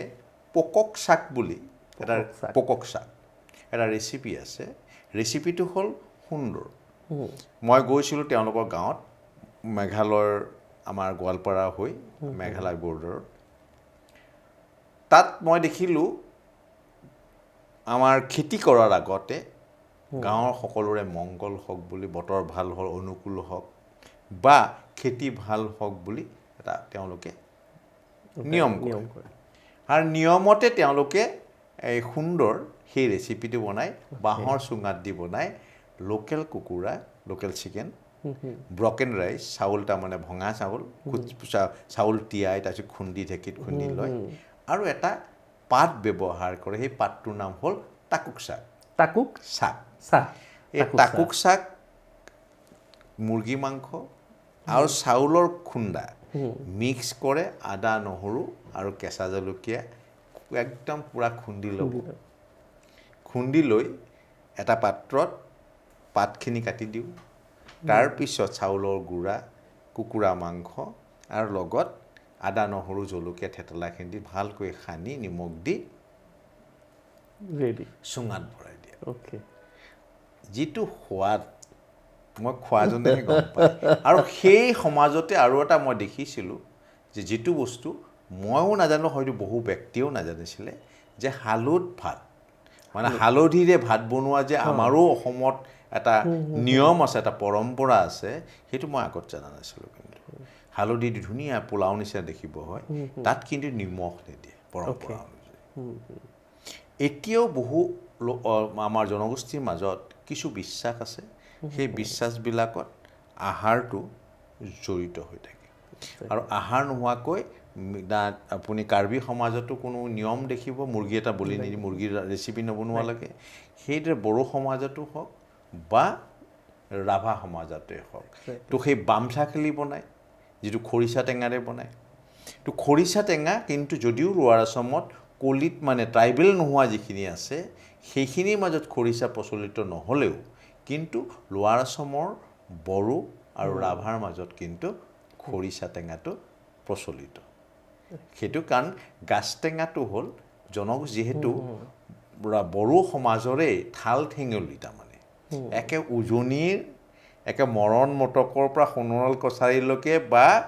আমাৰ এই ঠেঙাল কছাৰীলৈকে সেই কছাৰীৰ ঠালডাল কিন্তু এডাল একেবাৰে ডিমাচালৈকে চ' গোটেইখিনি ৰন্ধন প্ৰকৰণৰ কিছু বিশ্বাস কিছু উপকৰণ প্ৰায় একে হয় নামবিলাক সব জনগোষ্ঠীৰ নিজৰ নিজৰ ভাষাত বেলেগ বেলেগকৈ ক'লেও কিন্তু পৰিৱেশ আৰু পৰিস্থিতিৰ লগত ৰন্ধন প্ৰকৰণৰ কিছু কিছু ডিফাৰেঞ্চ যায় আৰু মই সেইবিলাকেই সংগ্ৰহ কৰা আচলতে আৰু তাৰ লগত থকা যি সংস্কৃতি তাৰ লগত থকা যি পূজা পৰ্ব যিবোৰ বিশ্বাস যিটো আহোমসকলেও যেনেকৈ পৰম্পৰাগতভাৱে কুকুৰা মাংসৰ লগত পচলা আৰু সান্দহ গুড়ি বনাই আৰু এটা ধুনীয়া বিহু গান গাইছিলে ৰঙামতা কুকুৰা সান্দহ গুড়ি পচলা বুলি এটা পূজাত তেওঁলোকে সেই এটা ৰেচিপি বনাইছিলে সেই একেটা বস্তুৱে আমি আমি যদি কাৰ্বি সমাজতো দেখোঁ তেওঁলোকে চাউলৰ গুড়িৰ লগত কুকুৰা বনাই সেইদিনাই যাতে পথাৰৰ মাজত খেতি কৰাৰ সময়ত পোক পৰুৱা যে মৰাৰ সময়ত এইবিলাকৰ উদ্ধাৰ হ'বৰ কাৰণে তেওঁলোকে এটা ৰাতি ধুনীয়া এটা পৰম্পৰা পূজা কৰে আৰু সেই সময়তো তেওঁলোকে চাউলৰ গুড়িৰ লগত কুকুৰা মাংস দি সেই পৰম্পৰা কৰে যে জনগোষ্ঠীৰ মাজত থাকিলে অসমত বাস কৰা জনগোষ্ঠীবিলাকৰ ৰন্ধন প্ৰকৰণে এটা বিশাল এটা বিষয় তাৰমানে এটা সংস্কৃতি এটা জানিব পৰা যায় মই জীৱনটো ধন্য মানিছোঁ কাৰণ 28টা বছৰে প্ৰতিটো ৰাভা তিৱা তাৰপিছত আমি গোটেই লোৱাৰ আচামৰ পৰা ওলাই গৈ মই আকৌ আৰম্ভ কৰিছোঁ অন্যফালে উজনিৰ ফালে গ'লোঁ উজনিৰ কাহিনী শুনিম কিন্তু আমি আকৌ উভতি যাব লাগিব আপোনাৰ এতিয়া মেনেজাৰ হৈ আছিলে বাৰু আপোনাৰ কাহিনীটোও লাগিব আপুনি কি কৰি গৈ আছে আমি বাৰু বুজি গৈ আছোঁ লগতে আপুনি কেনেকৈ আৰম্ভ কৰিছিল সেইটোও বুজিব লাগিব তেতিয়া আপুনি মেনেজাৰ পোষ্টটো ল'লে পোষ্টটো কৰিলোঁ তাত শিকিলোঁ যি চাইনিজ হওক কিবা কিবি শিকিলোঁ চাইনিজ শিকিলোঁ তাত বেলেগৰ লগত মই চাউথ ইণ্ডিয়ান শিকিলোঁ নিজৰ ৰেষ্টুৰেণ্টৰ কাৰণে গুৱানিজ ফুড শিকিলোঁ বেলেগ চেফৰ পৰা বেলেগ বস্তু শিকিলোঁ তাৰপিছত মই মাদ্ৰাজত বাইদেউক লৈ যাওঁতে তাতো মই চাউথ ইণ্ডিয়ান ডিছ শিকা গ'ল তাৰপিছত তাতো মই শিকা গ'ল কণ্টিনেণ্টেল ডিছ শিকা গৈছে তাৰপিছত আহি পৃথিৱীৰ অন্য আহাৰবোৰ শিকি থকা গৈছে কিন্তু মূলতে মোৰ আহাৰখিনিৰ ওপৰত বেছি গুৰুত্ব দিছিলোঁ আৰু সেই চাকৰি মই বেছি দিন কৰিব নাপালোঁ কাৰণ বাইদেউৰ বেমাৰটো তাৰপিছত অহাৰ পিছত মোৰ এই যাত্ৰাটো আৰম্ভ হৈ থাকিলে কিন্তু মই যে যাত্ৰাটো মই কৰিবতো মোক পইচা লাগিব পইচা কোনে দিব পইচাটো কোনেও নিদিয়ে ঘৰৰ পৰাও নিদিয়ে কিন্তু যাত্ৰাটো কৰিবই লাগিব আৰু মই যেদিমান যি কৰিম বুলি কৰিমেই আৰু জাতিৰ লগত ভাল পোৱা নাই জাতিৰ লগত মই নিজকে জড়িত কৰিব পৰা এটা বিষয়ৰ লগত মই আছোঁ প্ৰতিটো জনগোষ্ঠীৰ পাকঘৰত যোৱাৰ মই এটা সুবিধা পাইছোঁ প্ৰতিটো জনগোষ্ঠীৰ মাংসৰ জুতি ল'ব মই পাৰিছোঁ প্ৰতিটো জনগোষ্ঠীৰ পাকঘৰৰ ধোঁৱা ল'ব পাৰিছোঁ ৰিস্কটো ল'ব লাগিব মোৰ কথা নাই মই মেনেজ কৰিছোঁ তো কনষ্টেণ্ট মই যাৰ লগতে আগতে কেনেকুৱা তই অমুকত যাবি নেকি ময়ো যাম লগত তো মোৰ বিষয়বোৰ বেলেগ থাকে আৰু তেওঁলোকৰ বিষয়বোৰ বেলেগ থাকে আৰু সেইদৰে মোৰ যাত্ৰা কৰি মোৰ যেতিয়া ৰন্ধনৰ এটা যাত্ৰা আজি মই উজনি নামনি ঘূৰাৰ পিছত 90 চনত মানে তেতিয়া 2000ত ভাবিলোঁ 98 99ত মই ভাবিলোঁ এনেকৈ আৰু নহ'ব মই কিবা কৰিব লাগিব ইমান ৰন্ধন শিকিলোঁ এতিয়া মই তেতিয়া মই কুকিং স্কুল আৰম্ভ কৰিলোঁ আৰু তেতিয়া মই নিজৰ নাম দিছিলে তেতিয়া আল্টিমেট কিটচেন বুলি দিছিলোঁ আল্টিমেট ৰাজগড়ৰ বাইলেন নম্বৰ 1ৰ একদম ফ্ৰণ্টত আৰম্ভ সৰুকৈ কৰিছিলোঁ আৰু তেতিয়া 3টা গ্ৰুপক মই শিকাইছিলোঁ ৰাতিপুৱা এবাৰ দুপৰীয়া এটা আৰু গধূলি এটা গ্ৰুপক আৰু তেতিয়া মই ষ্টুডেণ্টবিলাকৰ 20-25 হাজাৰমান টকা পাইছিলোঁ আৰু সেইটোৰে মোৰ জীৱিকা আৰম্ভ হৈছিল আৰু সেই আহাৰেৰে মই জীৱিকা প্ৰথম আৰম্ভ কৰিছিলোঁ তেতিয়া টিভি শ্ব'বিলাকত পইচা পাতি নিদিছিলে তেতিয়া কাৰণ মোৰ সাংঘাতিক ইমানো নাম নাছিলে যে মোক পইচা দিব আৰু মোৰো ভাবিছোঁ তেতিয়া মই টিভি প্ৰগ্ৰাম আৰম্ভ কৰিছোঁ যিহেতু অসমীয়া আহাৰৰ কাৰণে দূৰদৰ্শনতো মই চবতে কৰিছিলোঁ আৰু এইটো 98ৰ পৰা 99ৰ পৰা টিভি প্ৰগ্ৰাম কৰা যেতিয়া মই ভাবিছিলোঁ যে প্ৰচাৰ আৰু প্ৰসাৰ এই দুটা বস্তু লাগিব আৰু অসমীয়া আহাৰত যিহেতু প্ৰচাৰ বিমুখ বা একেবাৰে প্ৰচাৰ নকৰিছিলে আৰু তেতিয়া মই ভাবিলোঁ নহয় মই যেনেকৈ লিখিছোঁ মই টিভি প্ৰগ্ৰাম কৰিব লাগিব আৰু সেইদৰে ডাঙৰ চেনেলবিলাক তেতিয়া আহা কুকিং স্কুলতে মই দূৰদৰ্শনত বহু বছৰ কৰিলোঁ তাৰপিছত এনি টিভিত মই বহুত দিন কৰিলোঁ তাৰপিছত কৰিলোঁ মই ষ্টাৰ টিভিত মই সেইখিনি সময়ত কৰিছোঁ তাৰ ষ্টাৰ টিভি হোৱাৰ পিছতে মই 95ত নিউজ লাইভ আৰম্ভ হ'ল অতনু ভূঞাই মোক কৈছে অতুল মই এটা আমাৰ চেনেল আহি আছে যিহেতু তই প্ৰগ্ৰাম কৰি আছ আমাৰো এটা প্ৰগ্ৰাম আৰম্ভ কৰ তো অতনু ভূঞাৰ পাকঘৰ নাছিলে হেৰি আছিলে প্ৰগ্ৰামৰ নামটো মোৰ এতিয়া মনত অহা নাই তেতিয়া দুপৰীয়া পয় দিয়ে আছিলে পাকঘৰ নাছিলে কিন্তু পয় দিয়ে আছিলে মোৰ নামটো পাহৰিলোঁ এইমাত্ৰ খুব ফেমাছ হৈছে 2 বছৰ চলিছিলে আৰু আজিৰ বৰ্তমানৰ আৰু আজিৰ বৰ্তমানৰ মুখ্যমন্ত্ৰীৰ পাকঘৰতে শ্বুটিং বেছি হৈছিলে আৰু তাতেই সেই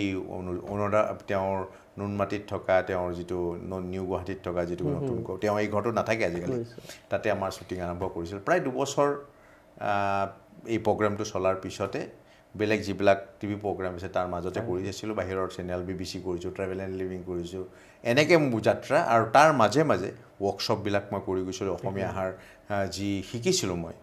গোটেই অসমত ইছুকে কোণে গৈ তাৰপিছত মানুহক শিকোৱা আৰম্ভ কৰিলোঁ আৰু যেতিয়া মই এবাৰ ৱৰ্কশ্বপ আৰম্ভ কৰিলোঁ তাৰপিছত কিন্তু সাংঘাতিকভাৱে প্ৰচাৰ হ'ল টিভিত যোৱাৰ পিছততো আৰু বেছিকৈ হ'ল তাৰ পিছৰ পৰা মই আচলতে ঘূৰি চাব লগা হোৱা নাই আৰু অসমীয়া আহাৰক আৰু গভীৰভাৱে চাব মন গ'ল কাৰণ তেতিয়াৰ অভিজ্ঞতা লাহে লাহে মোৰ বয়স আৰু কামৰ মাজত বা বিভিন্ন পৃথিৱীৰ বিভিন্ন অভিজ্ঞ যি চেফ আছে তেওঁলোকৰ লগত যেতিয়া এক্সচেঞ্জ হ'ল অভিজ্ঞতাৰ তেতিয়া আকৌ গভীৰভাৱে চোৱা কৰিলোঁ আৰু পৃথিৱীৰ যিমানবোৰ মোৰ নিচিনা চেফ আছে যিয়ে নিজৰ এমাজনত বা এমাজনৰ এজন চেফ আছে তেওঁৰ নাম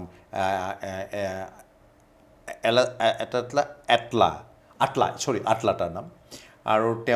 তেওঁৰ জীৱন বা এনেকৈ পৃথিৱীৰ যিমানবোৰ চেফ আছে যিবিলাকে মোৰ নিচিনা এটা গোটেই জীৱন দিছে এটা জনগোষ্ঠীৰ পৰা এটা জাতিটোৰ কাৰণে আৰু তেওঁলোকে ঘূৰি তেওঁলোকে সংগ্ৰহ কৰি ৰেচিপি কৰি পৃথিৱীক শিকাইছে তেওঁলোকৰ পৰা প্ৰেৰণা পোৱা গ'ল আৰু সেই দায়বদ্ধতাটো আজিলৈকে চলি আছে আৰু এতিয়াও চলি আছে মই এই 28টা বছৰত কওঁ মই এতিয়াও অসমীয়া জাতিটোক অসমীয়া জনগোষ্ঠীখিনিক গভীৰ অধ্যয়নৰ আধাহে পাইছোঁ আৰু সম্পূৰ্ণভাৱে হয়তো আৰু এটা যুগ মানে আৰু এটা 10-15 বছৰ দিব লাগিব চুলি বগা হ'ব লাগিব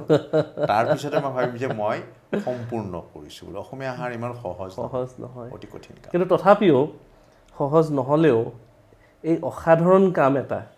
গাহৰিক মই যদি ভুল কৰা নাই গাহৰিক আমাৰ মেইন ষ্ট্ৰীমত অনা আগতে আছিলে গাহৰি যদিও উজনি অসমত আছিলে লুকাই খাইছিলে কিন্তু গাহৰিক মেইন ষ্ট্ৰীম বুট কৰোঁ আমি সেই ডেলিকেচিৰ মেনুখনত আমি প্ৰথম মোৰ মনত আছে কাৰণ ময়ো সেই সময়ত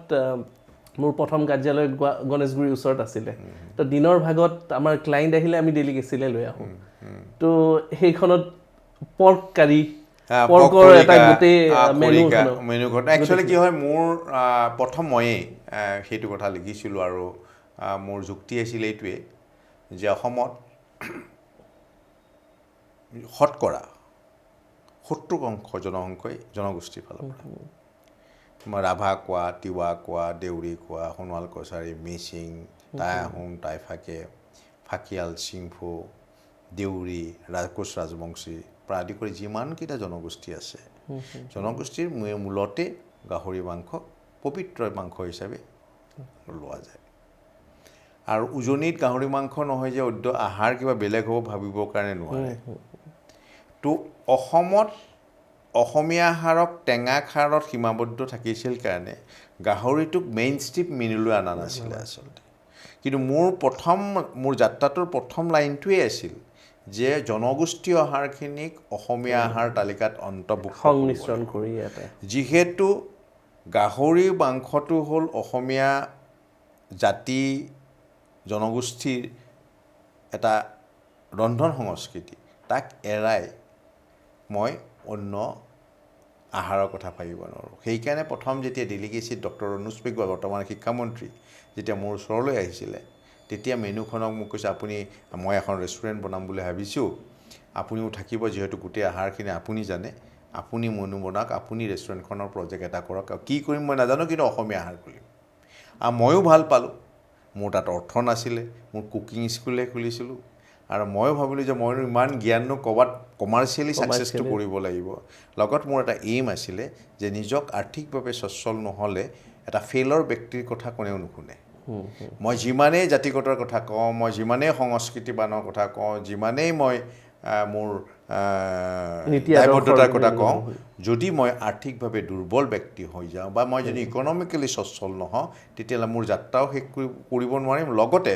মোৰ প্ৰতি যে কোনোবা আকৰ্ষিত হ'ব মোৰ নালাগিছিল আৰু মই ভাবি লৈছিলোঁ যে অসমীয়া আহাৰ যদি উত্তম হয় তেওঁ ৰাইজে আদৰি ল'ব আৰু আৰ্থিকভাৱে যদি ছাকচেছফুল হয় মানে ইকনমিকেলি যদি ছাকচেছ হয় বজাৰত যদি ফিজিবল হয় তেতিয়া মই জানিম যে মোৰ যাত্ৰা সফল হৈছে আৰু সি আগলৈ মই কোৰিয়াৰ লৈ যাব পাৰিম আৰু সেইটোৱে ডক্টৰ অনুজ পেগুৰে আহি মোৰ কুকিং স্কুলত অনুৰোধ কৰিলে আৰু ময়ো বুলি ক'লোঁ কৈ 2005 চনত প্ৰথম কমাৰ্চিয়েল মেনু যিটো অসমীয়াত পেৰাডাইজত এখন আছিলে কিন্তু তাত সীমিত সীমিত মেনু আছিল থালি আছিলে মাছৰ আছিলে মাটনৰ আছিলে জনগোষ্ঠীৰ আহাৰখিনি কমপ্লিট সেই মেনুখনত নাছিলে আৰু মই 200-250 ৰেচিপিৰে প্ৰথম মই যিমান শিকিলোঁ তাত মই দিলোঁ আৰু ইণ্টাৰেষ্টিংলি সেই মেনুখন বনালোঁ ঠিকেই ৰান্ধনি তেতিয়া কিন্তু এজনো নাছিলে আৰু ময়ে অকল জানো এখন ৰেষ্টুৰেণ্ট 110 ছিটাৰ ৰেষ্টুৰেণ্ট এখন 3000 স্কুৱেৰ ফিট আছিলে মেনু বনাইছিলোঁ কোনো ৰন্ধা ল'ৰা নাই অকল মই নিজে ৰান্ধোঁ মোৰ লগত টীম এটা নাই তেতিয়া মই অনুজ পেগুক কৈছোঁ মেনু বনাব পাৰিম কিন্তু টীম নাই কিন্তু মই অকলে বনাব পাৰিছোঁ ঠিক আছে কিন্তু ৰেষ্টুৰেণ্টত বনাম মানুহক কেনেকৈ খুৱাম তেতিয়া কৈছে আপুনি যি কৰে কৰিব টীম বনোৱাটো একদম ইণ্টাৰেষ্টিং আজিও সি যদি চাই থাকে সিহঁতে যদি চাই থাকে তাৰমানে সিহঁতে এতিয়াও ক'ব যে ছাৰ হয় কথাটো নিজৰাপাৰৰ পিছফালে থাকে বিয়া মাৰে সিহঁতে বৃন্দা তাৰপিছত মথুৰা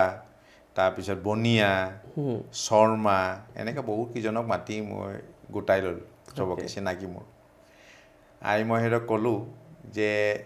মই মাজতে কেটাৰিঙো কৰিছিলোঁ সেই ষ্ট্ৰাগলৰ সময়ত তেতিয়া পোৱা সিহঁতক চবকে চিনাকি সিহঁতক চবকে মাতি আনিলোঁ মোৰ কুকিং স্কুললৈ আনি মই ক'লোঁ তহঁতে তাত কেইটকা কামাওঁ ডেইলি আমি 100 টকা পাওঁ তেতিয়া 100 টকা পাইছিল পাৰ ডে মোৰ লগত কাম কৰিবি বোলে কি কাম বোলে মোৰ লগত এখন ৰেষ্টুৰেণ্ট মই বনাই আছোঁ তহঁতে মোৰ লগত থাকিব লাগে কিচেনত পাৰিবি হ'ব ছাৰ পাৰিবি তো সিহঁতক মই ট্ৰেইনিং দিয়া আৰম্ভ কৰিলোঁ কাৰণ সিহঁতে কোনেও কুকিং নকৰে আচলতে অকল বনিয়াই কৰিছিল বনিয়াই থালিটো বনাব পাৰে বুলি কৈছে বনিয়াই ভালো বনাইছিলে আৰু বাকীকেইটা একো নাজানে কেটাৰিংহে কৰে কিন্তু যিহেতু কেটাৰিং কৰা ল'ৰাখিনি অলপ হ'লেও তাৰমানে হ'ব সিহঁতে মোৰ লগত আহি ৰেগুলাৰ আহে মোৰ লগত ট্ৰেইনিং কৰিলে আৰু মোৰ কুকিং স্কুলত মই সিহঁতক শিকাই পেলাই মই য'ত ৰেষ্টুৰেণ্ট আমি বনাম গণেশগুৰি দিল্লী সেইখন ৰেষ্টুৰেণ্টৰ নাম আছিল ডেলিকেচি তো তাত কিচেনত সদায় মোৰ লগত সিহঁতে দেখালোঁ সিহঁতে শিকিলে আৰু মই নিজে মেইন কিমান দিনমান লাগিছিলে আয়ত্ব কৰিবলৈ তেওঁলোকৰ সময় লাগিছে মই সিহঁতক এৰি দিয়া নাছিলোঁ মই মেইন চেফটো মই বনিয়াক মই থালিকেইটা বনাব শিকাই দিলোঁ থালিয়ে বনালে আৰু মই মেইন খানাখিনি মই বনাই আৰু সেই ল'ৰাখিনি মোৰ চব হেল্পাৰ আৰু ভাবিছে ডেলিকেচি উইদিন শ্বৰ্ট পিৰিয়ড মই ভাবাই নাছিলোঁ এই ধৰণে অসমীয়া মানুহ ৰেছপন্স ল'ব বুলি এই সাংঘাতিকভাৱে সেই সময়ত পাৰ ডে 50,000 চেল হৈছিলে আৰু খুব মানে থালিবোৰৰ কষ্টলি আছিলে আৰু গাহৰি বনাই ডেইলি এদিনত 25-30 কেজিলৈকে পৰ্ক বনাব লগা হৈছিলে তিল চিকেনটো মোৰ ইনভেণ্ট কৰা আছিল 95 চনত প্ৰথম কোনো আচলতে জনগোষ্ঠীৰ আহাৰ নহয় এইটো অসমীয়া কোনো জনগোষ্ঠীয়ে এই আহাৰ নাখায় দুটা আহাৰৰ পৰা বেছ লৈ মই আৰম্ভ কৰিছিলোঁ সেইটো হ'ল দছনিয়াং নয়াং খাচী আৰু আমাৰ কাৰ্বিবিলাকেও তিল খায় গাহৰিৰ লগত কিন্তু তিল খাই যদিও ৰন্ধন প্ৰক্ৰিয়াটো কমপ্লিট বেলেগ আছিলে মই নিজে যিহেতু অসমীয়া আহাৰ আজি কমাৰ্চিয়েল হোৱাৰ মেইন ৰিজনটো কি 2005 পৰা তাৰ আগত পেৰাডাইজে কৰিছিলে এখন অকল আৰু বাকীবিলাক ইমান ছাকচেছ কিয় হোৱা নাছিলে দ্য ৰিজন হ'ল অসমীয়া আহাৰ যিহেতু শ্ল' ফুড কুকিং আছিলে আৰু শ্ল' ফুড কুকিঙত সময় লাগে আৰু যিহেতু এই প্ৰফেশ্যনটো অসমীয়া আহাৰ কোনো ISM বা কোনো ইনষ্টিটিউট অফ হোটেল মেনেজমেণ্ট নিশিকায় কমপ্লিট ট্ৰেইন কৰা কোনো মানুহ নাছিলে আৰু যিহেতু মই বুজি পাইছিলোঁ যে 100 ছিটত যদি এই আগত যিহেতু মেনুখন থালি অকল দিছিলে আলাকাট মেনু নাছিলে আলাকাট মেনু নাথাকাতে কি হৈছিলে যে সেইটো চিন্তা কোনেও কৰা নাছিলে যিহেতু মই আলাকাট দিলোঁ পকৰে 10টা ৰেচিপি মাটনৰ 10টা চিকেনৰ 10টা মাছৰ বিভিন্নতা তো যেতিয়া মই বিভিন্ন ৰেচিপি দিলোঁ এতিয়া কেনেকৈ এটা টাইমত ইমান খানা বনাম কেনেকৈ প্ৰস্তুত কৰি উলিয়াব তো প্ৰস্তুত কৰা যিটো মেথড যিহেতু মোৰ কুকিং স্কুল আছিলে মই প্ৰায় 5 বছৰ কুকিং স্কুল চলাইছিলোঁ তেতিয়া মই গোটেই বস্তুটো শ্বৰ্ট ফৰ্মত কৰি দিলোঁ চবকে তাৰমানে গোটেই টাইমিং ছেগ্ৰিগেশ্যন কৰি দিলোঁ তাৰমানে pre boil pre cook spice কেনেকৈ ইউজ কৰিব লাগিব বেম্বু শ্বুট কেনেকৈ ৰাখিব লাগিব কোনটো পৰ্যায়ত বেম্বু শ্বুট ৰাখিব লাগিব চিকেন কোনটো পৰ্যায়ত ৰাখিব লাগিব হাঁহটো কোনটো পৰ্যায়ত ৰাখিব হাঁহ কোমোৰা বেলেগকৈ হাঁহ জালুক দি বেলেগকৈ হাঁহ আকৌ বেম্বু শ্বুট দি বনাইছিলোঁ হাঁহ তোমাৰ লাই শাক দিও বনাইছিলোঁ চ' চব বস্তুক বেলেগ বেলেগ কৰি প্ৰথমে মই সিহঁতক দেখাই আছোঁ কেনেকৈ পক বেম্বু শ্বুট লগে লগে বনায় কেনেকৈ তিল পকটো লগে লগে বনাব পাৰি উইদিন 10 মিনিটছৰ ভিতৰত গ্ৰীণ কেনাল কেনেকৈ হ'ব চিকেন কেনেকৈ বনাব লাগিব কাটিং ক'ত কৰিব লাগিব কোনটো পাৰ্ট দিলে সোনকালে হ'ব বইলৰ কোনটো পাৰ্টৰ সময়ত চিকেন দিব লাগিব চিকেন কোনখিনি সময়ত কোনটো দিব লাগিব সেই কাৰণে 2005টো আচলতে অসমীয়া আহাৰৰ টাৰ্ণিং পইণ্ট বুলি ক'ব পাৰি ব্যৱসায়িক ভিত্তিত কথা কৈছোঁ কমাৰ্চিয়েল এছপেক্টৰ পৰা সেই যে মেনুখন ইজি কৰি দিলোঁ 10 মিনিটত বা 15 মিনিটত ৰেচিপি বনাব পৰা কৰি দিলোঁ সেইটোৱে সেই মেনুখনে গোটেই অসমত চুকে কোণে কপি পেষ্ট হৈ গ'ল তাৰপিছত 2007 চনত খৰিকা আৰম্ভ হ'ল তাৰপিছততো অসমীয়া আহাৰৰ এটা জয়যাত্ৰা আৰম্ভ হৈ গ'ল চুকে কোণে আজিৰ ডেটত অসমীয়া আহাৰ নোহোৱাকৈ কোনোৱে ৰেষ্টুৰেণ্ট খোলা দেখা পাইছে নে ক'ৰবাত নাই একেবাৰে সব জাগাতে অসমৰ চুকে কোণে গুৱাহাটীতেই আজিৰ ডেটত কিজানি 50খনমান অসমীয়া আহাৰৰ ৰেষ্টুৰেণ্ট আছে যি আগতে পিটিকাত দিবও নাছিলে পেৰাডাইজৰ বাদে তো সেই যিটো পৰিৱৰ্তন হ'ল মই সেইটোৱেই ভাল পাওঁ আচলতে যে অসমীয়া আহাৰৰ ৰন্ধন যিহেতু যি আহাৰ বনাব সহজ সিহে আচলতে পপুলাৰ হয় যিদৰে চাইনিজ আহাৰ এইকাৰণে popular because quick noodle boil হওঁতে বেছি সময় নালাগে চাওঁটো বনাওঁতেও সময় নালাগে পিজ্জা বাৰ্গাৰ একে বস্তু যিমানে কুইক ইজি হ'ব সিমানে কমাৰ্চিয়েলি ছাকচেছফুল হ'ব যাৰ কাৰণে ম'ম' ছাকচেছ ম'ম'টো একো নাই এবাৰ ষ্টাফিং কৰাৰ পিছত সি ষ্টিম কৰাৰ দিয়ে তো সেইদৰে অসমীয়া আহাৰক যে ৰন্ধন ক্ৰিয়াটোক ছিম্প্লিফাইড কৰি দিলোঁ মই তেতিয়া লগে লগে অসমীয়া আহাৰৰ এটা কমাৰ্চিয়েল যি বৈপ্লৱিক পৰিৱৰ্তন যিটো হ'ল সেইটো ডেলিকেচিৰ পৰাই কিন্তু আৰম্ভ হয় তাৰপিছত খৰিকাৰ পিছততো সি গোটেই হাহাকাৰ খৰিকাই কিন্তু বেছি হাহাকাৰ কৰি দিলে মোৰ দেন ডেলিকেচি একজেক্টলি আমি এতিয়া দৰ্শকৰ কেইটামান প্ৰশ্ন ল'ম দৰ্শকৰো কিছুমান কনফিউজন থাকে আমি যেতিয়া আমাৰ ছ'চিয়েল মিডিয়া হেণ্ডেলবোৰত কৈছিলোঁ যে আজি আমাৰ অতিথি থাকিব তেওঁলোকেও কিছুমান প্ৰশ্ন আমালৈ আগবঢ়াইছে তাৰ ভিতৰত দুই এটা প্ৰশ্ন আমি আপোনালোকে আগবঢ়াম এগৰাকী লেডিয়ে তেখেতে সুধিছে তেখেতে জানিব বিচাৰিছে তেওঁৰ কনফিউজন সাধাৰণতে অসমীয়া থালিত বা অসমীয়া খানাত কোৱা যায় বা অসমীয়া মানুহে কয় আমিও শুনিছোঁ যে তিতা টেঙা আৰু খাৰ একেলগে খাব নালাগে এতিয়া যিবোৰ অসমীয়া থালিত তাতে টেঙা এটা থাকে খাৰৰ আঞ্জাও থাকিব তিতা কেৰেলাও থাকিব কনফিউজনটো কি একচুৱেলি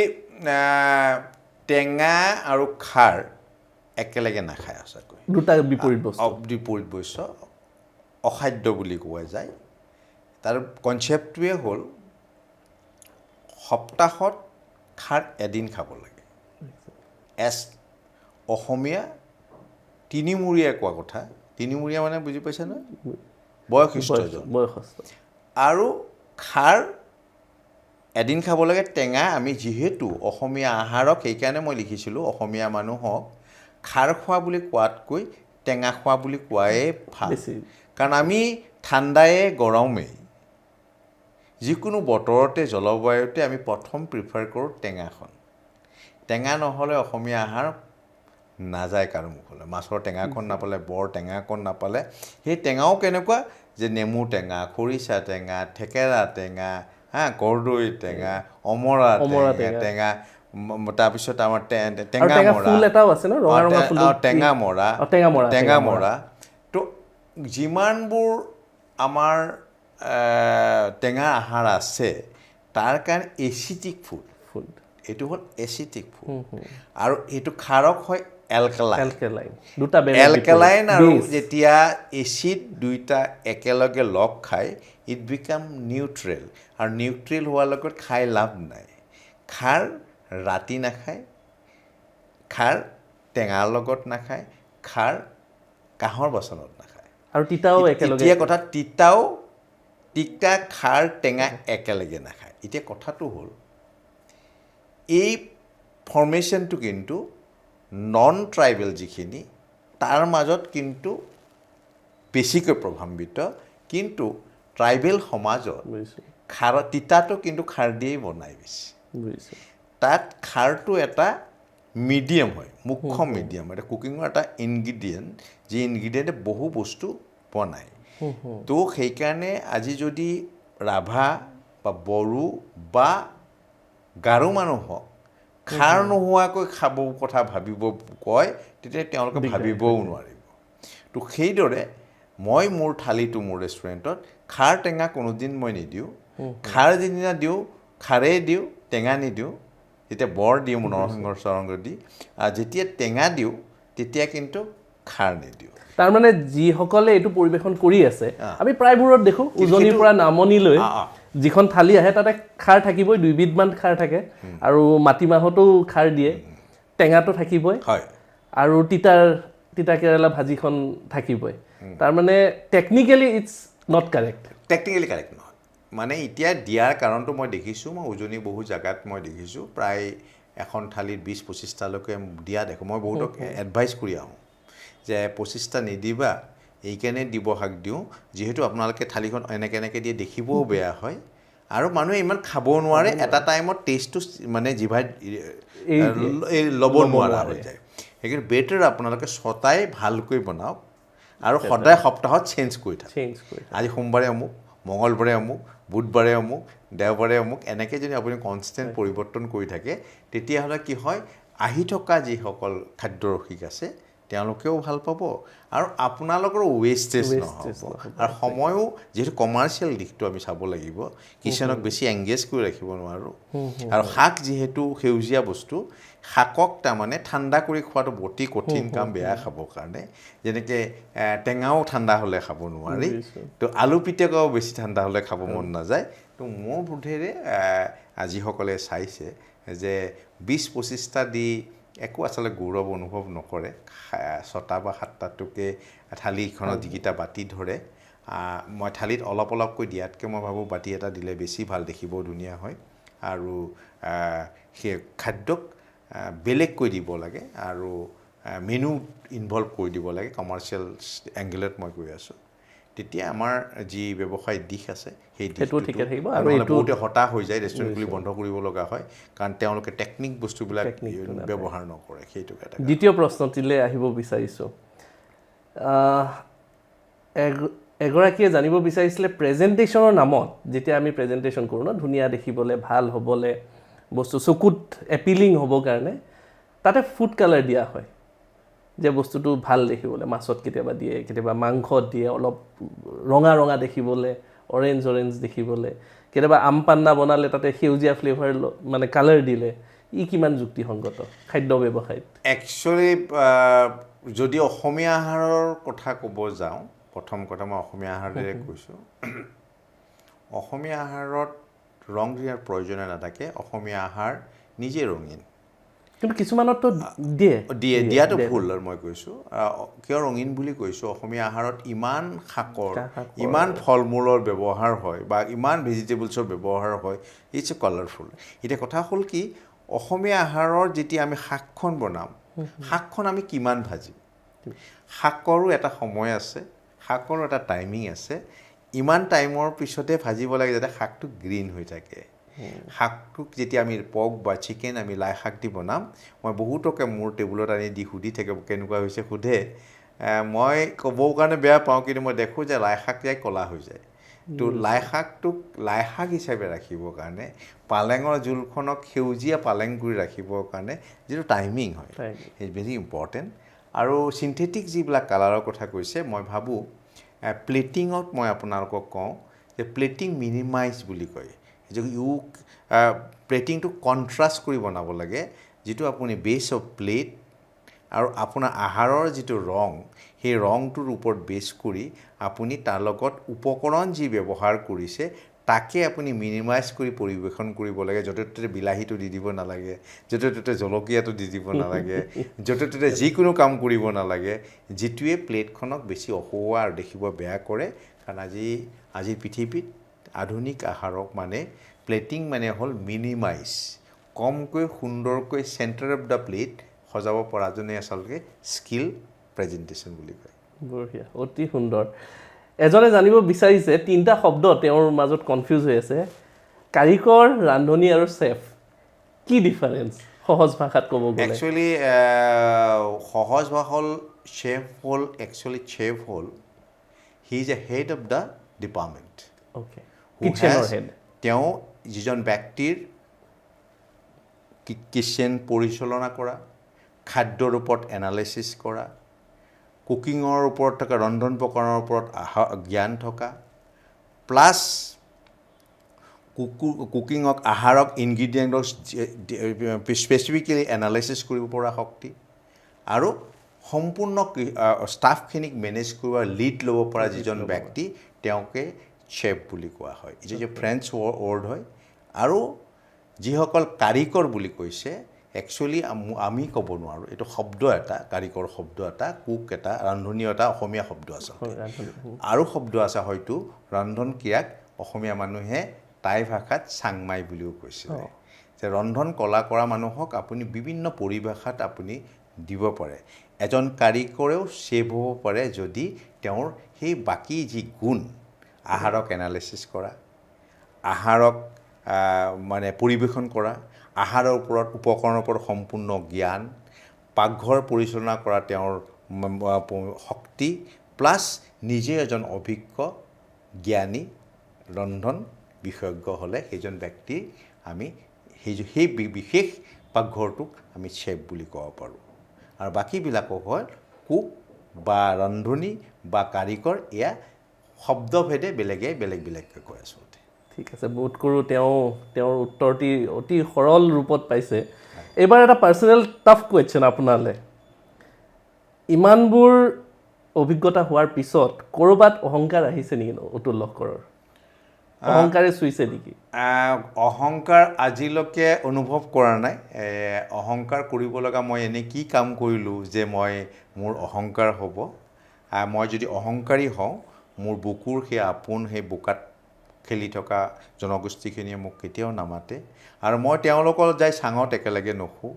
তেওঁলোকৰ লগত গৈ মই পথাৰত নানামো, তেওঁলোকৰ লগত যাই মই আমৰুলো পৰুৱা নিচিঙোগৈ, আৰু তেওঁলোকৰ লগত গৈ সেই বৰষুণত তিতি তেওঁলোকৰ লগত নানাচোগৈ মই,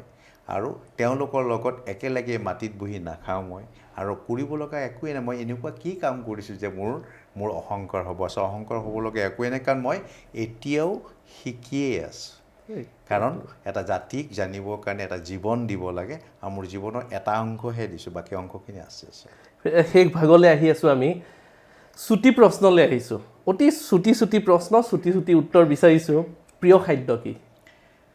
প্ৰিয় খাদ্য মোৰ টেঙা, মাছ টেঙা। প্ৰিয় ঠাই? বিভিন্ন, তেজপুৰ একদম জন্মভূমি। প্ৰিয় কিতাপখন কোনখন? প্ৰিয় কিতাপ বুলি ক'লে মই সদায় মোৰ ভাল লগা কিতাপ ইয়ৰংগম। অ'কে, সেইখন আহাৰৰ কিতাপ নহয়, কিন্তু তেওঁ এইখন ইয়ৰংগম এখন আমাৰ বিষ্ণু ৰাভাদেৱৰ ওপৰতে লিখা আছিলে কিতাপখন, আৰু সেইখন মোৰ ভাল লগা কিতাপ। তাৰপিছত অসীমত যাৰ হেৰাল সীমা, সেইখন মোৰ বিৰাট ভাল লাগে। আৰু এতিয়া যিমান ৱৰ্ল্ডৰ পৃথিৱীত যিমান গেষ্ট্ৰনমিৰ বুক আছে, সীমাহীন বুক, সেইবিলাকৰ কৈ শেষ কৰিব নোৱাৰিম। তথাপিতো সৰুকালৰ সেই কিতাপ সদায় মই ক'ম যে। কি বেয়া পায় অতুল লহকৰে? কি বেয়া পায়? মই বেয়া পোৱা কামটো নাই দেখোন, বেয়া নাপালে চব চলে। বেয়া পাব লগা নাই, এইকাৰণে ভাল পাব জানিলে আচলতে বেয়া পাব নাজানা হৈ যায়। আৰু বেয়া পাব লাগিলে মানুহৰ বেয়া পোৱাটো মোৰ নিজৰ নালাগে, মই বেয়া পাব নাজানো, আচলতে বেয়া একোৱে নাপাওঁ আচলতে। ভাল ইমানেই মই নিজকে ভাল কৰি ৰাখোঁ বা ভাল ভাবোঁ, বেয়া পাব লগা মোৰ একো নাই আচলতে। প্ৰিয় ৰাজনীতিবিদ? প্ৰিয় ৰাজনীতিবিদ মোৰ সদায় প্ৰেৰণাৰ ৰাজনীতিবিদ বুলি ক'লে আচলতে বিষ্ণু ৰাভাই আছিলে। আৰু তেওঁক পোৱা নাই যদিও তেওঁৰ জীৱন যি সত্তা আছিল, সংগ্ৰামী যিটো সত্তা আছিলে, জাতিটোৰ প্ৰতি যি দায়বদ্ধতা আছিলে, বা সংস্কৃতিৰ লগত কিদৰে জড়িত কৰি ৰাখিছিলে, কম সময়ত এজন ব্যক্তিয়ে এই ধৰণে এটা জীৱন সংগ্ৰাম আৰু ৰাজনৈতিক সংগ্ৰাম কৰিব আচৰিত ব্যক্তি আছিল আমাৰ দুখৰ বিষয় যে তেওঁক বেছিদিন আমি নাপালোঁ কিন্তু সদায় তেওঁ ইভেন তেওঁৰ কিতাপত অসমীয়া ৰন্ধনৰ বিষয়ে লিখি থৈ গৈছে কি লিখি গৈছে লাইনটো মনত আছিলে যে অসমীয়া বোৱাৰীয়ে বোৱাকেইটা যেনেকৈ জানে সেইদৰে কিন্তু ৰান্ধিব জানে অসমীয়া ৰন্ধা ভাৰতৰ ৰন্ধাৰ লগত কেতিয়াও নিমিলে তো সেইটো এটা মোৰ প্ৰেৰণা আছিল আচলতে আৰু এটা বস্তু মানে জ্যোতিপ্ৰসাদ আগৰৱালাদেৱে তেখেতেও অসমীয়া আহাৰৰ প্ৰতি খুব আকৃষ্ট আছিলে মোৰ এটা জাৰ্ণিত নগাঁৱত মই গৈছিলোঁ তাত এগৰাকী আইতাই মোক কৈছিলে যে বাপা ময়ে জ্যোতিপ্ৰসাদত মোৰ বিৰাট ভাল লাগিলে মই বৰ ধুনীয়া চিতল মাছৰ কলঠি খুৱাইছিলোঁ মই কলঠি খুৱাইছিলোঁ জ্যোতিপ্ৰসাদ আগৰৱালাক খুৱাইছিলোঁ মই জ্যোতিপ্ৰসাদ আগৰৱালাক খুৱাইছিলোঁ তেজপুৰৰ পৰা যেতিয়া নাও পাৰ হৈ আহে জাহাজ পাৰ হৈ আহে তেতিয়া তাৰপৰা নগাঁৱলৈ আহিব লাগে আগদিনতে দুদিন আগত কৈ থৈ দিয়ে মই যাম বুলি খবৰ দিয়ে কাৰোবাৰ দাদা তেতিয়া এটা ফোন চোনৰ ব্যৱস্থা নে কি আছিল কেনেকৈ দিছিল নাজানো আৰু তো তেওঁ খাইছিলে তেওঁ ভাল পাইছিলে চিতল মাছৰ কলঠি লফা শাকৰ লগত বগৰী গুৰি দি বনাইছিলে আৰু মাছটো ৰাতি বনাব লাগিব ৰাতি নাখায় তেওঁ ৰাতিপুৱা বাঁহী হ'লে খায় চিতল মাছ আচলতে বাঁহীকৈ খাবৰ কাৰণে সঁচাকৈ সোৱাদ তেওঁ জানিছিল সেইদৰে ফণী শৰ্মায়ো মছলা বুলি তেজপুৰত জানিছিল তেওঁ অনা মাছ টিকা মাটিত চুচৰি যায় আৰু ফণী শৰ্মাৰ ঘৰৰ পটাগুটি কোনোদিন নুশুকাইছিল তাৰমানে সদায় মছলা দি তেওঁ বনাই খাইছিলে আৰু এনেধৰণৰ বহু ব্যক্তিৰ সান্নিধ্য মই যেনেকৈ ভূপেন হাজৰিকা যি ভূপেন হাজৰিকাক মৃত্যুৰ আগলৈকে মোৰ হাতেৰে বহু আহাৰ খুৱাইছোঁ আৰু তেওঁক নিজ হাতেৰে খুৱাই দিয়া তেওঁৰ লগত বহু কথা পতা মাছৰ জোলখন খোৱা বা মাছৰ টেঙাখন খোৱা বা মাগুৰ মাছ খোৱাৰ বা তেওঁ পিটিকাখন খোৱাৰ আলফুলকৈ যিদৰে খায় যিদৰে ভাল পাইছে আৰু তেওঁৰ সান্নিধ্যও মোক এই যাত্ৰাটোত এটা মোৰ এইবিলাকত অহংকাৰ কৰিব লাগিছিল কিন্তু এনে ব্যক্তিৰ সান্নিধ্য পোৱাৰ কাৰণে আৰু তেওঁৰ জীৱন পৰিক্ৰমাৰ বিষয়ে জনাৰ পিছত আচলতে অহংকাৰে কিয় স্থান ল'ব লাগে স্থানটো ল'ব নালাগে আৰু ময়ো এনেকুৱা সাংঘাতিক এনেকুৱা কৰা নাই যদি মই অসমীয়া আহাৰক বিশ্বত প্ৰচলিত চবতে স্থায়ী মেনু হিচাপে কৰিব পাৰোঁ তেতিয়াহ'লে অহংকাৰ নকৰিলেও অভিমান হ'লেও অলপ কৰিম প্ৰিয় গান সদায় মোৰ ভূপেন দা সদায় এখনি নীলা চাদৰ আৰু প্ৰিয় অভিনেতা বৰ্তমান সময়ৰ যদি মই অভিনয়ৰ কথা কওঁ ভাল অভিনয়ৰ কথা কৈ আছে তেতিয়া বিষ্ণু খাৰঘৰীয়া বৰ্তমানলৈকে মোৰ ভাল পাওঁ আৰু অৰুণনাথ সদায় মোৰ প্ৰিয় অল টাইম ফেভৰেট সদায় মোৰ এইজন ব্যক্তি আৰু আমাৰ ইন্দ্ৰবনীয়া এটা টাইমত মোৰ বৰ বেছি মই প্ৰিয় আছিলে তেখেতক ঢুকাই দেখিলে দুখ পালোঁ বৰ্তমান কিন্তু আমাৰ বাইদেউ চেতনা বাইদেউৰ ওপৰত অভিনয় কৰিব অসমীয়া সমাজত এতিয়াও কোনোবা যে আছে বুলি মোৰ নালাগে আজিও তেওঁলোকে প্ৰাসংগিক আৰু মোৰ ফেভাৰিট কিন্তু এবাৰ কঠিন প্ৰশ্নলৈ আহিছোঁ অলপ ষ্টেপ আপ কৰিছোঁ কঠিন প্ৰশ্ন এটাহে চিলেক্ট কৰিব পাৰিব দুটা অপশ্যনৰ ভিতৰত এটাহে চিলেক্ট কৰিব পাৰিব পাপন নে জুবিন পাপন মাঘ বিহু নে বহাগ বিহু মাঘ বিহু খৰিকা নে ডেলিগেচি খৰিকা সঞ্জীৱ কাপুৰ নে নয়নজ্যোতি সঞ্জীৱ কাপুৰৰ লগত নয়নজ্যোতি আচলতে কম্পেয়াৰ নহয় তথাপিও আপোনাৰ মই এতিয়া সঞ্জীৱ কাপুৰ বুলি অ'কে অতনু ভূঞা নে নিতুমণি শইকীয়া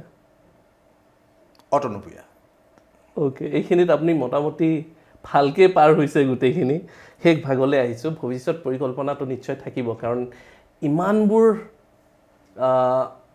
অভিজ্ঞতা যেতিয়া কালেক্ট কৰি থৈছে নিশ্চয় কিবা এটা ব্লাষ্টৰ কাৰণে কৰিছে কাৰণ এইবোৰ একোটা এছেট প্ৰত্যেকখন ঠাইত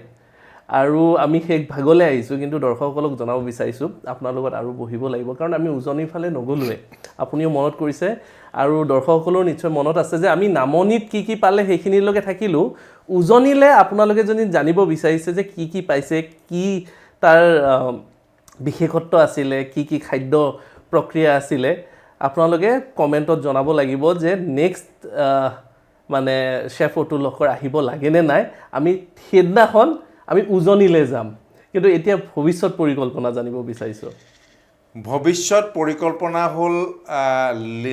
অসমীয়া আহাৰৰ লিভিং মিউজিয়াম বুলি কয় এইটো যিহেতু অসমীয়া আহাৰত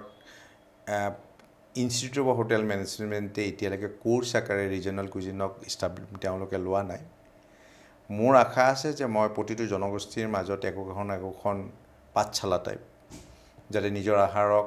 নিজক গ্ৰহণ কৰে শিকে আৰু তাৰ কমাৰ্চিয়েল এছপেক্টটোৰ ওপৰতো তেওঁলোকক কাম কৰে যে মই আৰম্ভ কৰি দিছোঁ মই 2খন আৰম্ভ কৰিছোঁ 3খন আৰম্ভ কৰিছোঁ এতিয়া তাৰ এখন সোণাপুৰত আছে সোণাপুৰ আধা হাফ ডান হৈ আছিল এতিয়া কমপ্লিট কৰিম আৰু এখন কমপ্লিট হ'ব হৈ আছে মৰাণসকলৰ মৰাণ আহাৰৰ ওপৰত মৰাণ সমাজৰ অতি যিটো উজনি যোৱাৰ কথা ক'লে যে মৰাণ সমাজেই হ'ল এটা জনগোষ্ঠী যিয়ে গাহৰি মাংস নাখায় মৰাণ সমাজৰ মাজত মদৰ কোনো প্ৰচলন নাই আৰু সেইটো হয়তো বহুতে নাজানে মৰাণ বুলি কোৱাৰ লগে লগে ভাবে গাহৰি মদ দুইটা চলে কিন্তু তেওঁলোকে নাখায় আৰু তেওঁলোকৰ ৰন্ধন প্ৰকৰণ তেওঁলোকৰ পাকঘৰৰ যি সংস্কৃতি উচ্চ মানৰ এটা নিজৰ নিয়ম আৰু পৰিচালনাৰ মাজত থাকে তেওঁলোকৰ লগত মই যিহেতু কাম কৰি আছোঁ আজি আৰু মোৰ সোনকালে তেওঁলোকৰ ৰন্ধন প্ৰকৰণ তেওঁলোকৰ বুৰঞ্জী তেওঁলোকৰ খাদ্য সংস্কৃতি পাকঘৰ সংস্কৃতিৰ লগত এই এটা নতুন প্ৰজেক্ট মই আৰম্ভ কৰি আছোঁ আমাৰ ডুমডুমাৰ অলপ দূৰ গৈ লক্ষীপথাৰ নোপোৱাৰ আগত এটা মানে কাকপথাৰত এখন বাগানৰ মাজত হোলোং বাগান নাম দি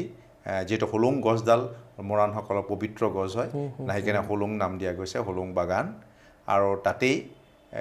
তেওঁলোকৰ মৰাণসকলৰ যি ৰন্ধন প্ৰকৰণ তাৰ যি সংস্কৃতি কি কাৰণত তেওঁলোকে খিলিং পাত খায় কেনেকৈ খিলিং পাতৰ চাহ কিয় বেলেগ জনগোষ্ঠীয়ে নাখায় কিয় তেওঁলোকে মদ নাখায় কেনেকৈ তেওঁলোকৰ দহাকাজটো কেনেকৈ কৰে তেওঁলোকে কিদৰে তেওঁলোকে হাঁহৰ মাংসটোৱে যে তেওঁলোকৰ চবতছে প্ৰিয় কিদৰে তেওঁলোকে ৰন্ধন আৰম্ভ হৈছিল আৰু কি খাইছিলে এই গোটেই সংস্কৃতিটোক লৈ এখন মই পাঠশালা তাৰমানে কমাৰ্চিয়েল পাঠশালা যিয়ে তাৰ লোকেল ল'ৰা ছোৱালীৰ দ্বাৰা ট্ৰেইনিং প্লাছ তেওঁলোকে স্থায়ীভাৱে তেওঁলোকৰ জাতি আহাৰৰ মাধ্যমে নিজৰ জাতিকো পাহৰিছে কিন্তু এনেকুৱা নহয় যে নতুন চামে মৰাণৰ গাঁৱত জন্ম হ'ল বুলি মৰাণৰ বিষয়ে জানে তেওঁলোকেও নাজানে চ' সেই গোটেই বিষয়টোক যেনেকৈ এটা তিৱাৰ পাহাৰৰ ওপৰত সেইখিনি মই ক'ম কেনেকৈ মই নীলি প্ৰায় 40 কিলোমিটাৰ গৈ আমখালাম তাৰপিছত মাৰ্জং এই গোটেই অঞ্চলত পাহাৰৰ তিৱাখিনিৰ লগত থাকি তাত মাতি লৈ বৰ্তমান এটা অনুষ্ঠান আৰম্ভ কৰিব গৈ আছোঁ হয়তো সোনকালে সেইটোও হ'ব যে তিৱাসকলৰ ভৈয়ামত থকা তিৱা আৰু তাত থকা তিৱাৰ ৰন্ধন কলাৰ কিদৰে তেওঁলোকে তোমাৰ প্ৰেঙা খায় কিদৰে তেওঁলোকে উৎসৱবিলাক পালন কৰে তাত কেনেকৈ তেওঁলোকে চামচুৰি পাতটো ব্যৱহাৰ কৰে কেনেকৈ ঠাৰাহুৰি পোকটো খায় কিদৰে তেওঁলোকে বিভিন্ন বনশাকক বেলেগ ধৰণে ৰন্ধন প্ৰকৰণ কৰে এই গোটেই বিষয়বিলাকক লৈ তাতো এটা অনুষ্ঠান কৰা যাব মোৰ যিটো গোটেই জীৱনটোৱে যে এটা লাইব্ৰেৰী হয় লিভিং লাইব্ৰেৰী আৰু ফাইনেলি সম্পূৰ্ণ কৰাৰ মোৰ শেষ কথাটো হ'ল কিতাপ যে অসমীয়া আহাৰৰ কিতাপখনৰ নাম হ'ল the treasure of Assamese cuisine অসমীয়া আহাৰৰ ভঁৰাল যিটো গোটেই যিমান 28 বছৰ ফটোগ্ৰাফী ডকুমেণ্টেশ্যন আৰু তেওঁলোকৰ লষ্ট ৰেচিপি যিবিলাক হেৰাই যোৱা ৰাজকীয় এখন কুকবুক টাইপৰ এখন নহয় এখন একচুৱেলতে কুকবুকতকৈ ডাঙৰ কথা গোটেই বুৰঞ্জীখন অসমীয়া আহাৰ কেনেকৈ আহিলে অসমীয়া আহাৰৰ জালুকীয়াটো কেনেকৈ আহিলে কোনটো জনগোষ্ঠীৰ পৰা জালুকীয়াটো আহিলে কোনে কুচিয়াটো এনেকৈ বনায় কিয় বনায় কিদৰে মৰাণসকলে এটা গান এটা মই মাজতে কৈ দিওঁ মাজতে পিছত উজনিলৈ যাম বাৰু এটা চাকচানি নামৰ পোক কওঁতে এটা ধুনীয়া বিহু কেনেকৈ গায় চাকচানি হৈ চাকচানি মোৰ গাতে নপৰিবি তেল তেল লাগিব এনেকুৱা বিভিন্ন ধৰণৰ বুৰঞ্জী কিদৰে মিচিংসকলে তেওঁলোকে চাঙত নাচি নাচি বনায় কিদৰে সোণোৱাল কছাৰী পথাৰত গৰৈ মাছ ভাজোতে বিহু গান গায় কিদৰে টাই আহোমে তেওঁলোকে ন খোৱাৰ সময়ত কেনেকৈ তোমাৰ গান গাই প্ৰিং কৰে বা কেনেকৈ খৰিকা লগায় এনেকুৱা বিভিন্ন অসমীয়া বুৰঞ্জী আহাৰৰ লগত যি জড়িত আছে সেই কিতাপখনত লিখা যাব আৰু ফটোগ্ৰাফী সম্পূৰ্ণ কৰা হৈ গ'ল এতিয়া লিখা মিডিল অফ দ্য পেজ শেষ হ'ব পৰ্যায়ত আহিছে হয়তো এই বছৰ বা অহা বছৰ 5 উইকত এখন কিতাপখন ওলাই যাব লাগে শুভেচ্ছা থাকিল যাতে যিবোৰ ভৱিষ্যত পৰিকল্পনা আছে অতি সোনকালে আৰু অতি সৰলতালে যাতে শেষ হয়, এটা সামৰণি আহে খুব সোনকালে। আমি শেষ ভাগত আহি পালোহি। খুব ভাল লাগিল, এটা খাদ্যৰ মাজেৰে যাই থকা এটা যাত্ৰা যেন লাগিল। মানে ইমানবাৰ জিভাৰ পানী পৰিছে, দৰ্শকসকলৰ পৰিছে, মই মানে গন্তিত ৰাখিব পৰা নাই। তাৰমানে মানে ভোকটো প্ৰত্যেক দিনাই মানে ভোকটো মানে মানে এতিয়া মোমেণ্টত আহি আছে, তাৰমানে বাঢ়ি বাঢ়ি গৈ আছে। শেষত শব্দৰ মজিয়াত এইখিনি সময় দিয়াৰ বাবে অশেষ ধন্যবাদ জনাইছোঁ। শব্দৰ মজিয়াত আহি কেনেকুৱা লাগিল? মোৰ ভাল লাগিলে। প্ৰথম কথা হ'ল শব্দবিলাক গাঁঠি যাব পাৰি যদি শব্দ উলিওৱা ব্যক্তিজনে শুদ্ধ প্ৰশ্ন কৰে, আৰু শব্দ নামটো অনুষ্ঠানটো লগত সংগতি ৰাখি কৈছোঁ যে শব্দৰ প্ৰশ্নবিলাক ভাল আছিল কাৰণে অনুভূতিবোৰ ভাল হৈছে। আৰু মই ইয়াত কোৱা কথাখিনি মোৰ ব্যক্তিগত অভিজ্ঞতাত কোৱা কথা, আৰু অসমৰ জানিব লগা, মই সেইকাৰণে কৈছোঁ মই জীৱনটোত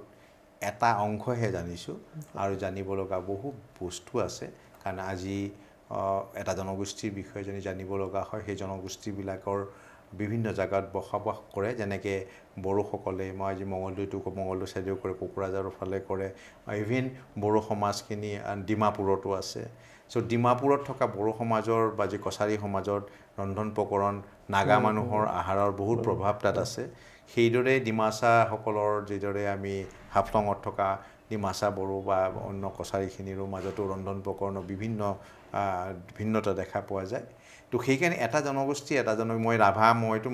নবনাওঁ, কাৰণ তেওঁ মাইথুৰীয়ে হয় নে বা চাংদানীয়ে হয় বা মানে তেওঁ পাতি ৰাভাই হয়, সেই ৰাভা তিনিটা ৰন্ধন প্ৰকৰণত বেলেগ বেলেগকৈ বনায়। তো সেইকাৰণে মই জনাৰ ক্ষেত্ৰত প্ৰতিজন ব্যক্তিয়ে যিসকলে আজি চাই আছে, যে এটা জাতিক জানিবৰ কাৰণে জীৱনটো দিব লাগিব। কাৰণ জাতিৰ পৰিক্ৰমাটো হাজাৰ বছৰ ধৰি এই নদীত এই ব্ৰহ্মপুত্ৰ পাৰত আহি নিগৰি বৈ অহা তেওঁলোকৰ অভিজ্ঞতা, তেওঁলোকৰ চিন্তা, তেওঁলোকৰ ৰন্ধন প্ৰকৰণ, সংস্কৃতি, এক বিশাল এটা জীৱনত এজন ব্যক্তি শেষ কৰিব পাৰিব নালাগে, ময়ো ভাবোঁ। সেইকাৰণে মোৰ অহংকাৰ নহয়, কিন্তু কাৰণ মই জানো যে মই একো নাজানো। খুব ভাল লাগিল, আৰু এইখিনি সময় দিয়াৰ বাবে আপোনাক অশেষ ধন্যবাদ জ্ঞাপন কৰিছোঁ। দৰ্শকসকলকো জনাব বিচাৰিছোঁ যে আপোনালোকে শব্দৰ মজিয়াত কাক লগ পাব বিচাৰিছে, কাক চাব বিচাৰিছে, কাৰ কথা জানিব বিচাৰিছে, আপোনালোকে নিশ্চয় কমেণ্টত জনাব।